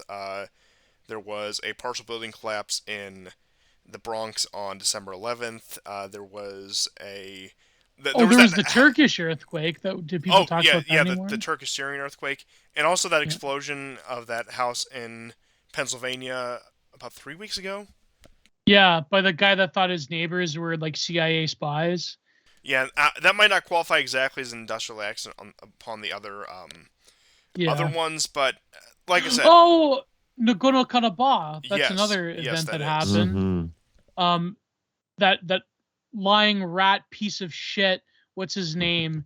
Pashinyan. Pashinyan. Yeah, the biggest traitor of any world head of state. You know. Oh yeah, people being slaughtered and genocided in Sudan, but nobody really cares about that. Although I think I would say, okay, listen. I know this is schizo play for we're all throwing out our hot takes. Is there a potential for Africa to be more significant in 2023, 24? I know it sounds crazy, definitely. but it's possible. We could get Black Hawk Down #2. I could see it. I mean, Africa has been North Africa in particular increasingly unstable in the past few years, going all the way back to when there was that American Special Forces operative killed somewhere in West Africa that they all tried to pin on Trump for some reason. I think that was 2017, 2018. But the situation has become more volatile there as the French have moved it out and the Americans and the Russians have really started to solidify the presence there. And of course the Chinese as well. So in terms of resource richness, in terms of just strategic location, I think that belt along right where North Africa meets Sub-Saharan Africa, along the Sahara, is going to become a lot more significant. I remember one of these stupid pop YouTube channels did something like the incel army belt, like about how I saw that. About how all these aimless young men are forming these militant groups across North Africa, but they're RPing women en masse. Yeah. But I mean, like, as stupid as it sounds, once again, we're talking about a place North Africa. It's some of the least prosperous place in the world, some of the least opportunity in the world, and of course, these men are going to form roving gangs and bands of thugs and hooligans to just to assert their will, just to have turf wars, etc., etc. And once again, as these groups gain significance, as they're always on the verge of famine as well. Oh yeah, and that's always a and maybe the Chinese might change that just so they have a ready-made population of worker bees, but you never know. I know that the Russians were very generous with their food aid this year, trying to in some major diplomatic. Oh, that's one thing that never panned out. The whole grain deal thing, where the Russians were like they were worried about the grain, and you never know. It might happen in 2024. There might be significant military presence and genociding in North Africa because of the latent effects of the Ukraine war on grain shipments. That could be it. You never know. Another thing too is also Macron getting lectured by Xi Jinping and Biden being snubbed by the Chinese. And also, was it 2023 where Xi Jinping he got rid of Hu Jintao publicly? That might have been 22. Come to think of it. Might have been 22. End of 22, beginning of 23. But speaking of Macron, we also had the Algerian riots in France this year. Oh yes, that's right. Oh yeah, that's right. Yeah. There was like, a women fire get yesterday, RP'd too? Or today, I should say. I mean, of course, in I think New Jersey. actually the riots started because of quote unquote police brutality against a man who assaulted women, so to speak. Yes. And that's what kicked that off. That was around the summer, and I know that... Wait, migrants defending an RPist of their own against the cops? That's a far-right talking point that I will not tolerate on this program. I must have heard that on some far-right news agency like Twitter.com. Perhaps. I believe you mean X.com, run by the X. Sorry, X. You have to have preferred pronouns. Elon Musk. Okay, that's yeah unacceptable. And how Macron had a more limperist response to riots than Barack Obama. I think that's very important to drill home that you're based Libertarian, ladies and gentlemen. You're based Apollonian Macron. Oh, by the way, Musk talking about the Great Replacement. That's another one. And Vivek Ramaswamy also said something of a similar effect. As much attention as you want to give him, because I mean he was a bit of a flash in the pan. Same with RFK Jr. as well. Oh, but who was before RFK Jr.? I was talking about Vivek Ramaswamy. Oh yeah, he might still have potential, but RFK Jr. flash in the pan. what else was like totally crazy that we all paid attention to, but then nobody cared after? I feel like 2023 was a big flash in the pan year where a lot of things that Yes, seemed like they had potential were going to play out, but then fizzled out after a couple of weeks. it was And kind of like 1993, by the way, or 2003. No, I shouldn't say that. 2003 was way more significant in terms of the war and everything. But yeah, yeah, certainly. I can't yeah, remember it though, but I know exactly what you're getting I at there. remember But it. once again, I feel like while there were monumental events that we have covered so far Yes, in 2023, there were a lot of things that looked like they were going to happen but never came to fruition, which makes yeah, it a little bit hard of a year to talk about because it was everyone was afraid to fire the first shot, both figuratively and literally in some cases. Where yeah, and I mean there were a few cases where that did happen. I think October 7th is probably the most prescient example of that. But once again, we saw the sowing of the seeds of a lot of problems or incidences that I think are going to come to a head this year. Oh, definitely, yeah, Yeah. yeah. Well, what about trying to think. There are other stupid news stories that happened in 2023.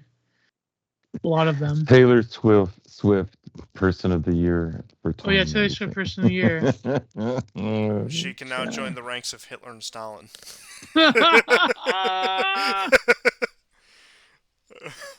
Isn't her boyfriend like the what is he in the Kansas City Chiefs? He's like the quarterback or I no? think so. And he's a quarterback? Yeah, I think so.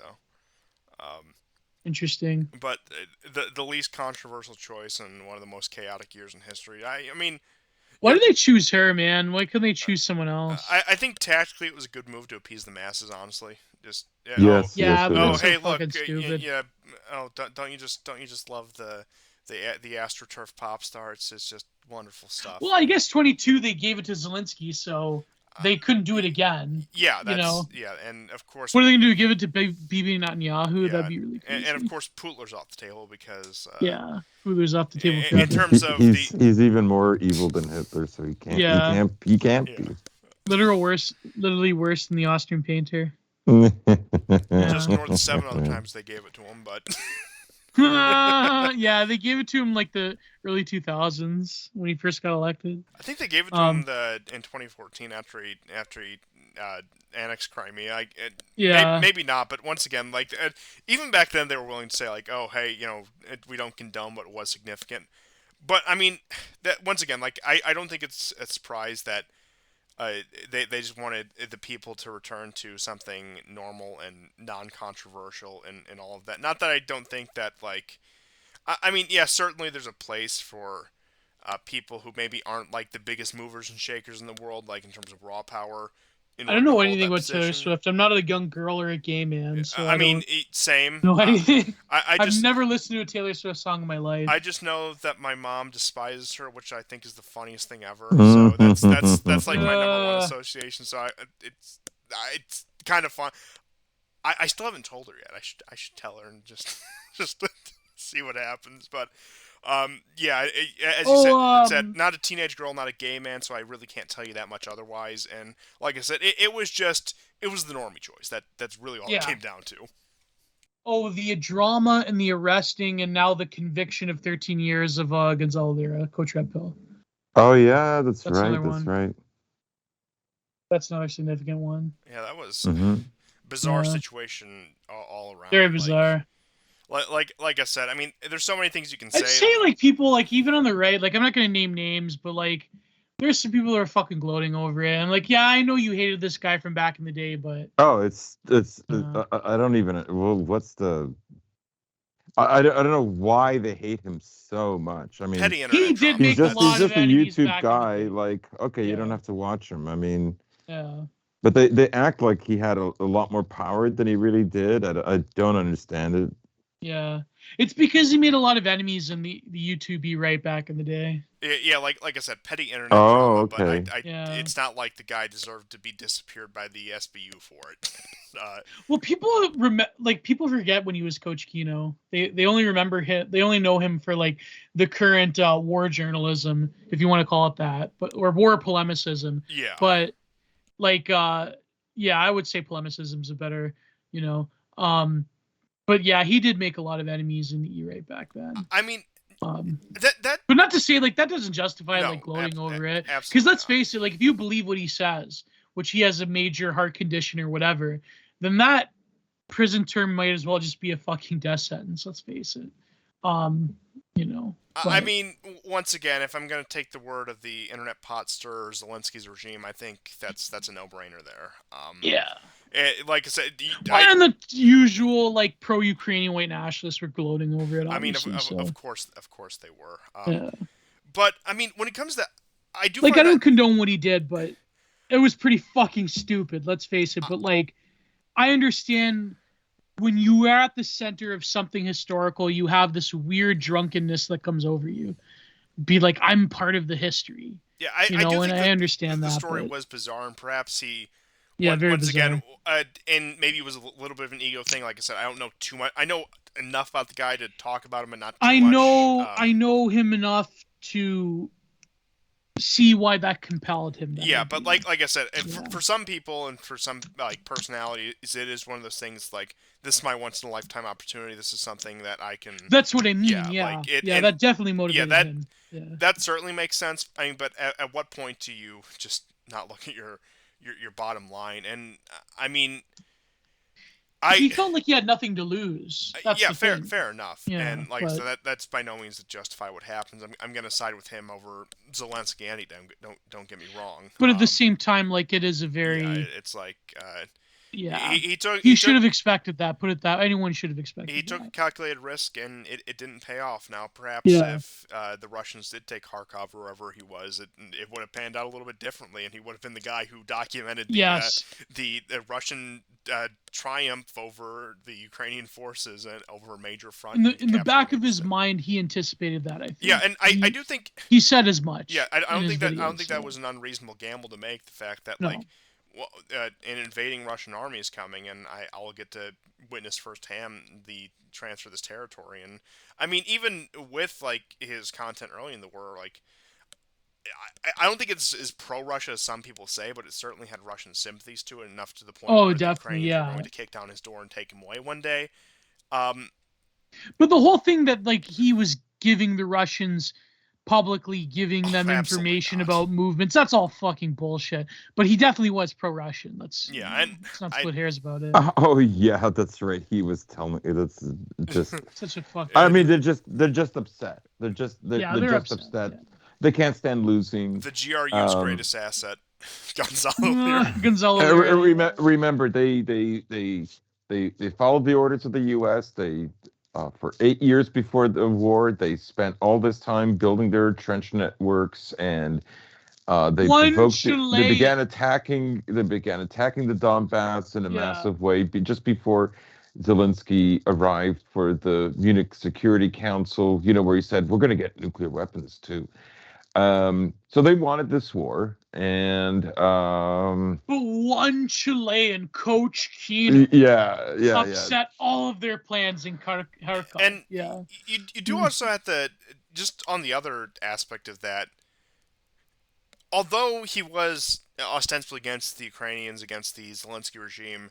Oh yeah, he called them rats and dogs and so forth. Yeah. In my opinion, it is a very bad look for America to let one of its client states just disappear one of its citizens, even if it is somebody who is a less desirable character. And like I said, I don't know how much attention this case actually got, and then to send out Ashton Cirillo, whatever her name was, out to gloat about and talk about how they caught the Russian subversive who was giving away all the Ukrainian positions. I mean, it was just a bad look all around, like on that end as well, diplomatically for the U.S. The fact that this most powerful country in the world can't even bail out one of its own citizens against one of its own client states, not even an enemy state, a client state at that. And they could just request him. That's it. At that point, it's I mean, what are they going to do? Say no to their main sponsor? And yeah, like they could have put him under extreme scrutiny in the States, and they could have silenced him in a much cleaner way. But Listen, Zelensky, you'll get your arms shipments if you hand over an American citizen, Gonzalo Lira. But I don't want to. Like that's a Simpsons reference. Most is like he's like, you gotta give me my floor back. My customers are sitting on the pipes. When you pay your bills, we'll give you your floor back. But I don't want to.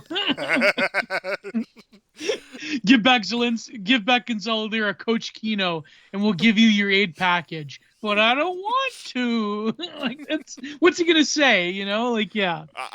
In terms of trade deals, I think high Mars for Gonzalo Lira is that's a pretty good deal. Oh yeah, it's impeccable. That's like a masterstroke of diplomacy right there. Yeah, that's a Kissinger would blush from hell. Yeah, but we were no, able but to the bail thing out is the like one lesbian pothead from Russia.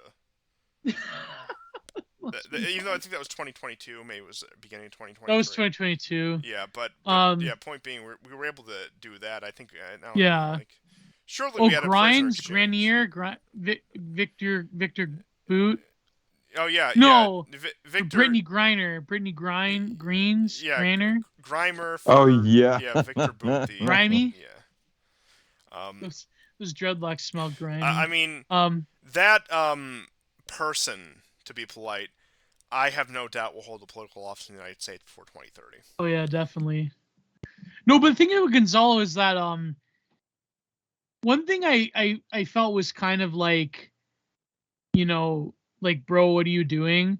Was when he like actively like when he called out the Ukrainian far right and he called them pigs. I'm like, fuck, bro, what are you doing? They're gonna kill you. Yeah. I felt like Tucker Carlson with Trump. You know they're gonna kill you, right? Like it's.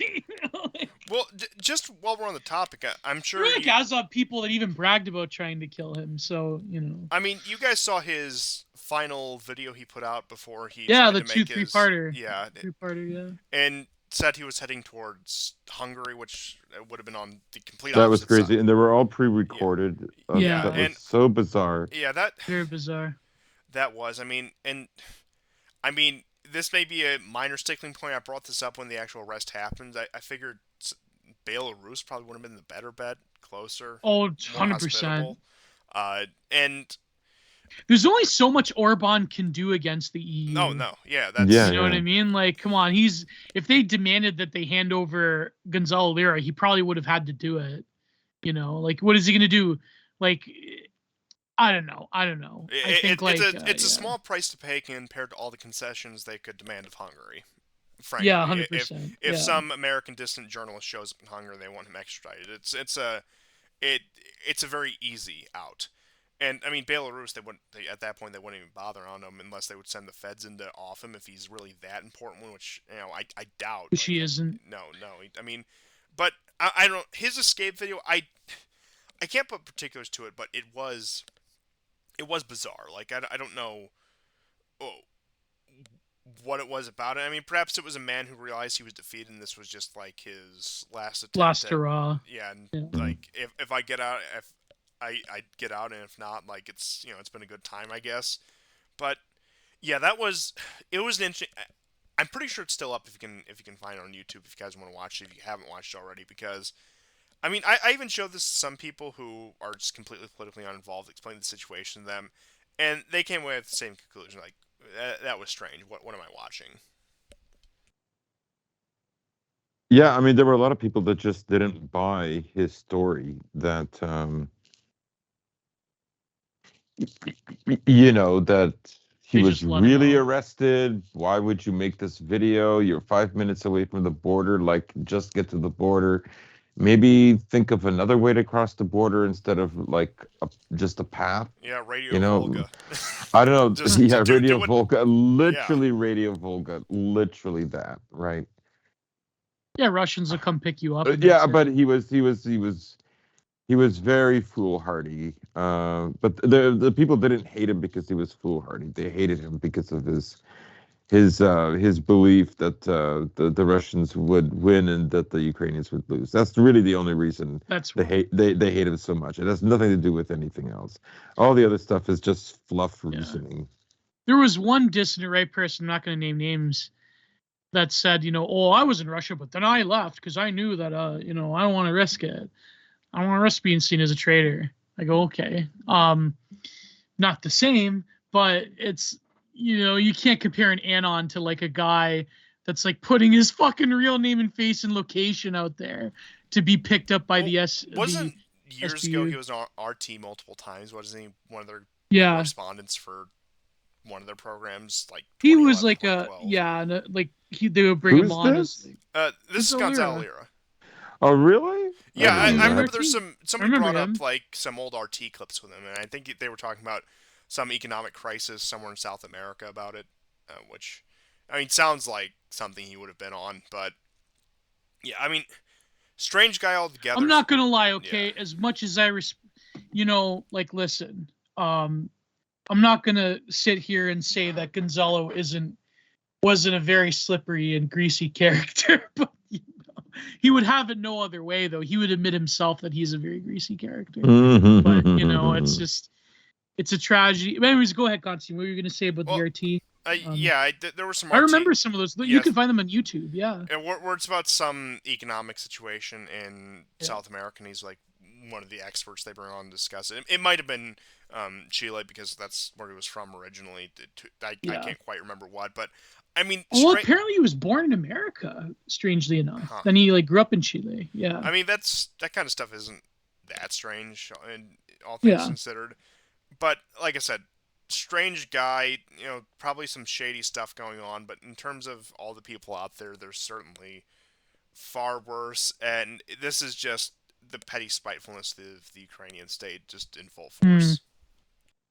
Yeah.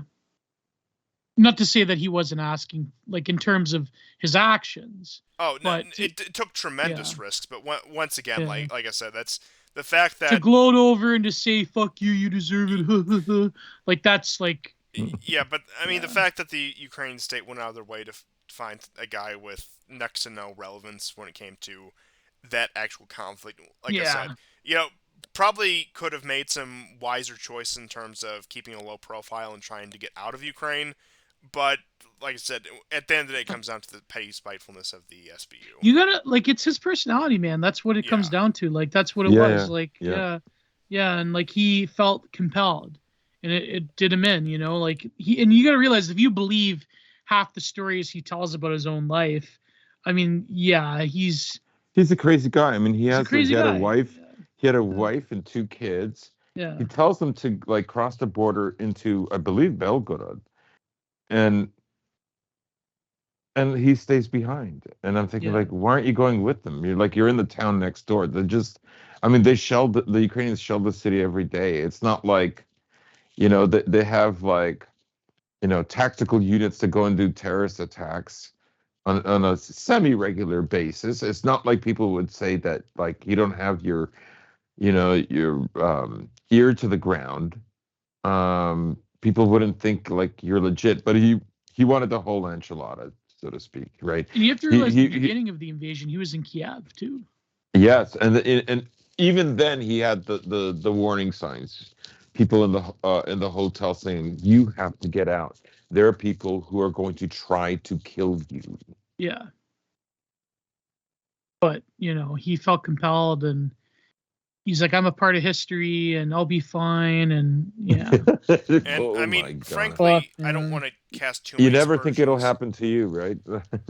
I don't want to cast too many aspersions on the man, especially given the circumstances. But of course. Given just how Ukraine operated as a country, especially before the war, it being a hotbed of corruption, I mean, who knows what he was involved in. They killed their own people for lack of loyalty. Absolutely. Like, we're not a democratic country. Like, okay, any libtard that happens to listen upon this, which is probably not likely, they're not a fucking free, wholesome Chungus Reddit nation that you think they are, okay? They're a fucking backwards, third to second, maybe at best at one point, second world country that was, had a history of killing political dissidents. And it's the only former Soviet republic that saw a decrease in the standard of living. Russia increased, Central Asia increased, the Baltic states increased, even Moldova. didn't decrease at least. Even Moldova might have. Romania. Yeah, I mean, like, Even Romania yeah, when they kicked out all the gypsies. yeah, like you want to get into the Warsaw Pact countries, like that's even more. But I'm just talking like pure like former Soviet Union. Like Ukraine is the only Yeah. country that has experienced a decrease in standard of living since 1991, 1992. And we're also talking about a country that in 1992 that had about 52 million people, resource rich, some of the most valuable ports in the region, and it was just consistently squandered and Yeah. squandered away. Evil And put, evil Putler, yeah, Yeah, he did that to evil them. Putler did it, evil and Putler did it all. in his position of mayor of St. Petersburg, pulling the strings the whole time. It's 52 million. What's the population pre-war? pre-war. Okay, so after the Maidan, you had an excess of about 1 million a year. So I think you were looking at about 40 million by the time 2022 roll around, and now you're looking at something like I think 35 million. I think. Jesus Christ, from 52 million. No, Mm. I've actually seen mainstream media now say about 25 to 26 That million. okay, that doesn't surprise me, but I'm just Whoa. talking figures from like the mid 2022, yeah yeah. mid 2022. But and you have to realize, since February 24th, 2022, the beginning of the war, about 2 million of those who fled Ukraine from that date forward went to Russia voluntarily. Yeah.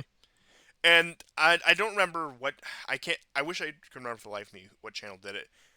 But he did an interesting documentary where he interviewed Ukrainian refugees in the UK who were, of course, from Western Ukraine, pro-Ukraine, and then actually went to some of these processing camps on the Russian side, in the border towns. I think Volgograd was one. I think he went down to some of the parts in southern Russia down by the Black Sea, interviewing these people. Most of them chose to stay anonymous because they still had family in Ukraine who they figured would be targeted because of their presence in Russia. So Mm. it was fascinating stuff. And once again, I brought this up before, but I can't think of a war off the top of my head, and I'm sure there is one where multiple millions of people fled to the invading power. Maybe Vietnam. Perhaps, but Yeah, perhaps. I can't That's a think. technicality, though. You can't count that. Yeah, I can't think of anything off the top of my head that has seen that, and that's not including the number of Ukrainian nationals I'm sure there was some medieval war like who that or went. something. Even though the situation was much more murky back then, but if we're talking modern times, once again, it's the only one I can think of off the top of my head. I'm sure it's not the only one, but it is unique in that regard. And that's also not considering all of the Ukrainian nationals since the Maidan who emigrated to Russia. And Yeah. that you Well, saw from 2014 onwards, Russia easing the process, particularly for citizens of the Donbass, to move to Russia, issuing them Russian passports, recognizing them as Russian citizens. I think it was 2019 where they issued passports to all residents of Donetsk and Luhansk, where they would be considered Russian citizens and would be able to cross into Russia, even before they formally recognized the independence or annexation of the Donbass republics. So that's, I mean, and then we can talk about the mass population exodus to the west. You already had the diaspora communities in North America as well, who facilitated several thousands of Ukrainians coming to North America. Actually, towards Especially here in Canada. one of the epicenters of that, one of the big Ukrainian diaspora in the region. If that gives any of you any hint who know about North American diaspora populations, good pierogies though. I'll give them that much. That's really good pierogies. Fantastic, as a matter of I fact. still haven't gone to the Bandera restaurant in Toronto. No, in Toronto. Yeah, there is a Bandera restaurant. I Oh, have to find it. War Report Yeah, we meetup have at to the go. Bandera restaurant. Yeah. Oh, that's Looks like I'll be going to Bloor Street West. They should sell Death in June t-shirts. That'd be amazing. They should sell like Bandera t-shirts. That'd be, oh, you know. Also, is it newsworthy in 2023 the split of the Ukrainian Orthodox Church or whatever it is? I mean that's been an ongoing It's issue, been ongoing, but I think it's but I think it has. widely known now. Yeah, Yeah. it largely escalated from that point when it came to the Ukrainian state actively. Now, of course, it was always passively on the side of the OCU, which was the State Department churches, I suppose we'll call it. Yeah.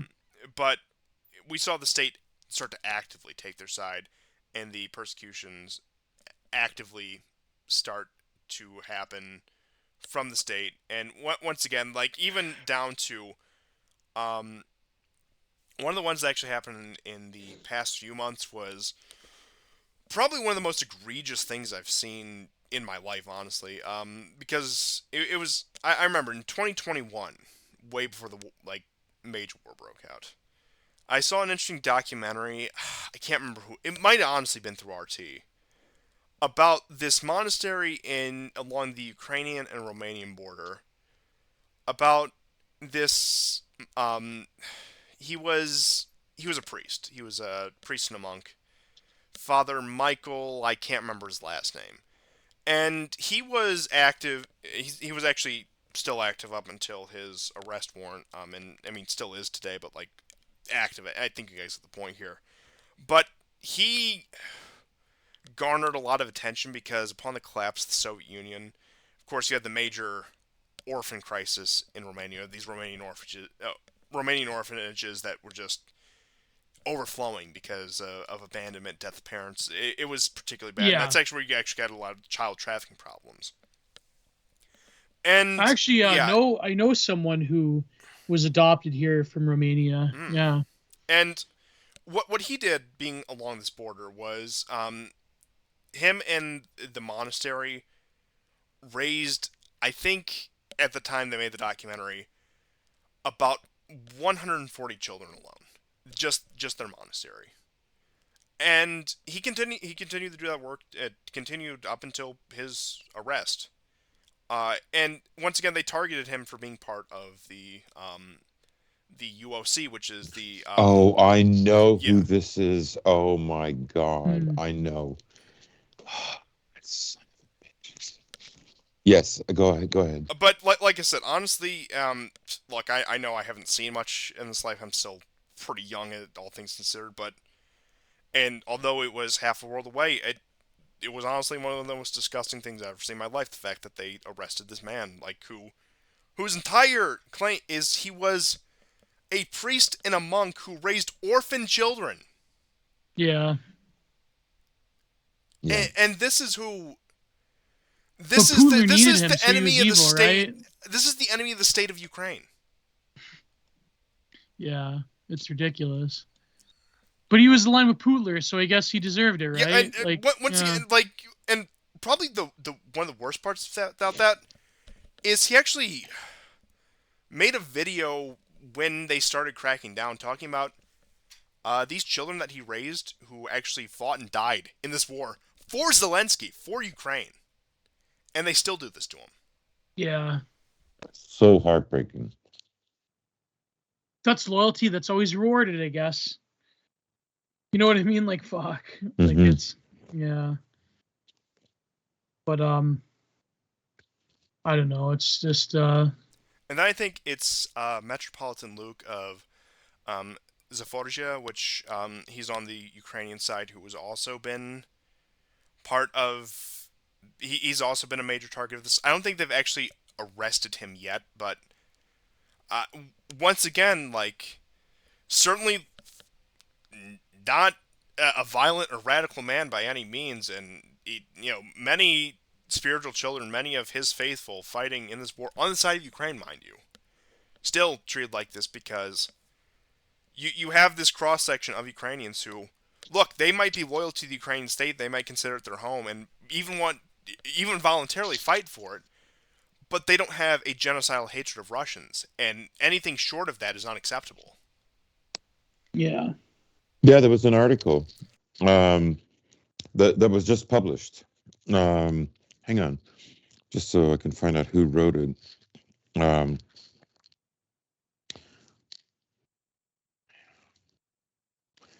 Yeah, NATO says Azov still has fanatics. The article is written by Alex Kosh, Cosh, January 4th of this year. So yeah, I mean, no surprise. Yeah. But guys, I think we have to wrap it up. Yeah, we gotta, yeah. Oh yeah, I'd love wow. to. I could talk for another It hour, is. but I didn't realize the time. It's getting I actually late. have to do stuff tomorrow. So, Yeah. Me too. yeah. So if there's any final major stories that you have thought of, any last minute things, any last minute predictions you want to throw in, now is certainly the time. I don't know. I don't know what's gonna happen. Hunter Biden's laptop. Yeah. Well, I don't know. a wise man once said, "Nothing ever Talk happens." about old head news. Did you see what happened to? Nah, never mind. Don't worry. Just don't worry about it. I think it's going to be a fun year. I think. Yeah, it'll be fun. Well, one thing on the bright side, at least I've noticed personally, is they are trying their hardest to keep gas prices down in order to appease the American public. So that's been fun. We're cursed to live in interesting times. So true. So true. But I do think that one thing we can all say for sure, despite my previous comment, is that the economic situation will become more figuratively and literally taxing on the average person. Inflation will get worse, prices will get worse, wages will stagnate if not drop, and the job market will continue to be in the very seemingly favorable but realistically unfavorable state that it's in, and it's just going to be harder for the average person to lead their daily lives, and it's going to be more stress upon the average person, and in which case that's probably going to result in more deaths of despair, unfortunately, and I don't say that lightly, and that's also coming into the election year, so plenty of. Do you think there's going to be another George Floyd incident this summer? Oh, I mean, I think they've possible. I think they've already unleashed the criminal masses on the public, so while they might try to do it,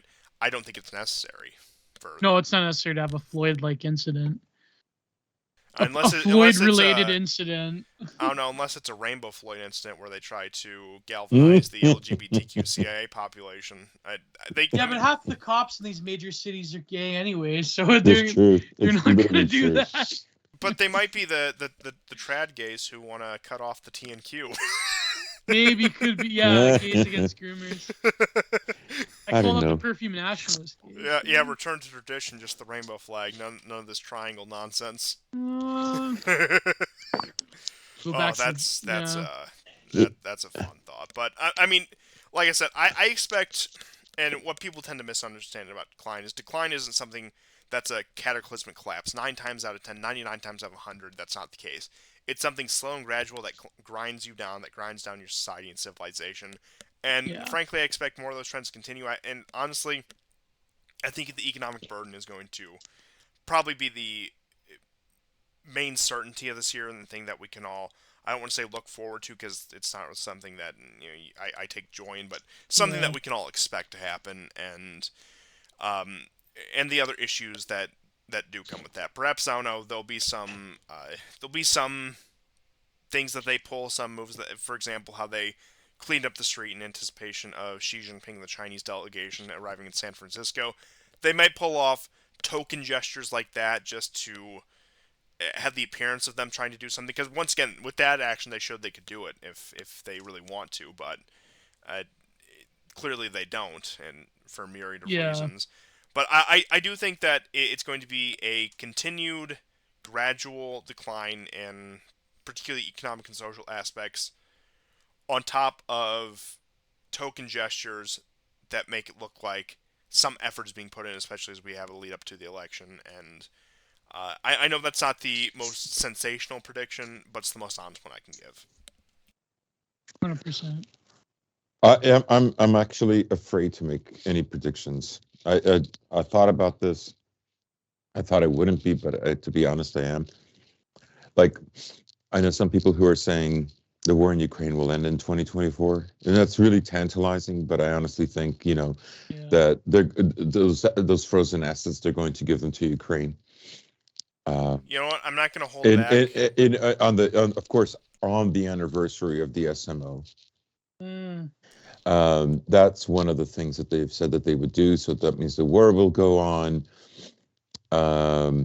Maybe not an all-out attack on Iran, but probably maybe not nukes, but definitely some missiles that the Americans would like the world to be impressed by. Possibly, an attack on the Houthis is coming probably in days. It's a strong likelihood, but I think the war will go on. I think a lot of people are saying that, oh no, this time blacks are going to vote for Trump. And Ah, I mean, yeah. to be fair, never have so many more blacks voted for Trump in 2020 than 2016, but nobody can argue that 2020 was far more violent than 2016. Mhm. So I don't even know how much that makes a difference. So I would say 2024 domestically for the US will be probably wild, as bad as 2020, maybe worse, maybe a little less, but there'll be riots, I think, Mhm. if they don't stop them. If they if they stop them, if they figure out some way to do this, right, then like anything can happen, including like, I don't know, absolutely crazy stuff could happen. Yeah. I mean, even geopolitically. Because Uh, Outrage that will be means that the big. mask is off. They have to win, and that's all there is to I it. have to revise my Yeah. previous prediction. So what's going to happen is Q's going to return. He's going to Nah. reveal the sealed documents. Hillary In Biden Hunter and Joe Biden's Clinton laptop. are going to go to Gitmo, and Trump is going to resume his rightful place as president of the United States. We're going to get rid of the documents that make America into a corporation, make it back into a country, and there's going to be the Great Awakening. And that's my honest take. No And longer will there be an admiralty law so, governing so America. true. Source military. So, yeah. Q sends its regards. Oh God. Mm. Trump the Oh, I Lion will predict return. Abby Shapiro's nudes will leak. Oh no. There you go. Cap that. Abby Shapiro's nudes will leak in 2024. And Q will definitely be real after that In happens. Yeah. service or as an attack against the Zionists? Like what's the move here? Like will that be like the enticement to support Israel, or will that be like the Muslim It'll plot to be delegitimize Israel? well, it'll be a Q release, so it'll Okay, be okay, to delegitimize Israel. okay. I see where you're coming from, and I have to say Yeah, that's very reliable. I trust your source. yeah. And I have to say I co-sign that They will 100%. include feet too. Of course they would. Why wouldn't they? Uh, That's a no-brainer. I don't know, GSP. Do you have any thoughts on these major Q leaks that are coming this year? I'll take that. uh, I'll take that as a no. all right. Uh, It's we, four we, we've hours. we've gone too far, even for GSP. I think it's time to That's a wrap. close it here. So thank you everyone for tuning in to this episode is actually not as long as the last time we had G1, just actually a Oh few yeah, minutes that's shorter. right. But hopefully 2024 will be at least personally advantageous to you because I don't expect things to get better on a grand scale. But I hope you can work it out. I hope I can work it out. And either way, we'll still be here. Maybe not next week, but within that rough time frame and covering the stories that happen therein and trying to give you the best analysis we can. And we'll see you guys next time. And goodbye. God bless. Goodbye.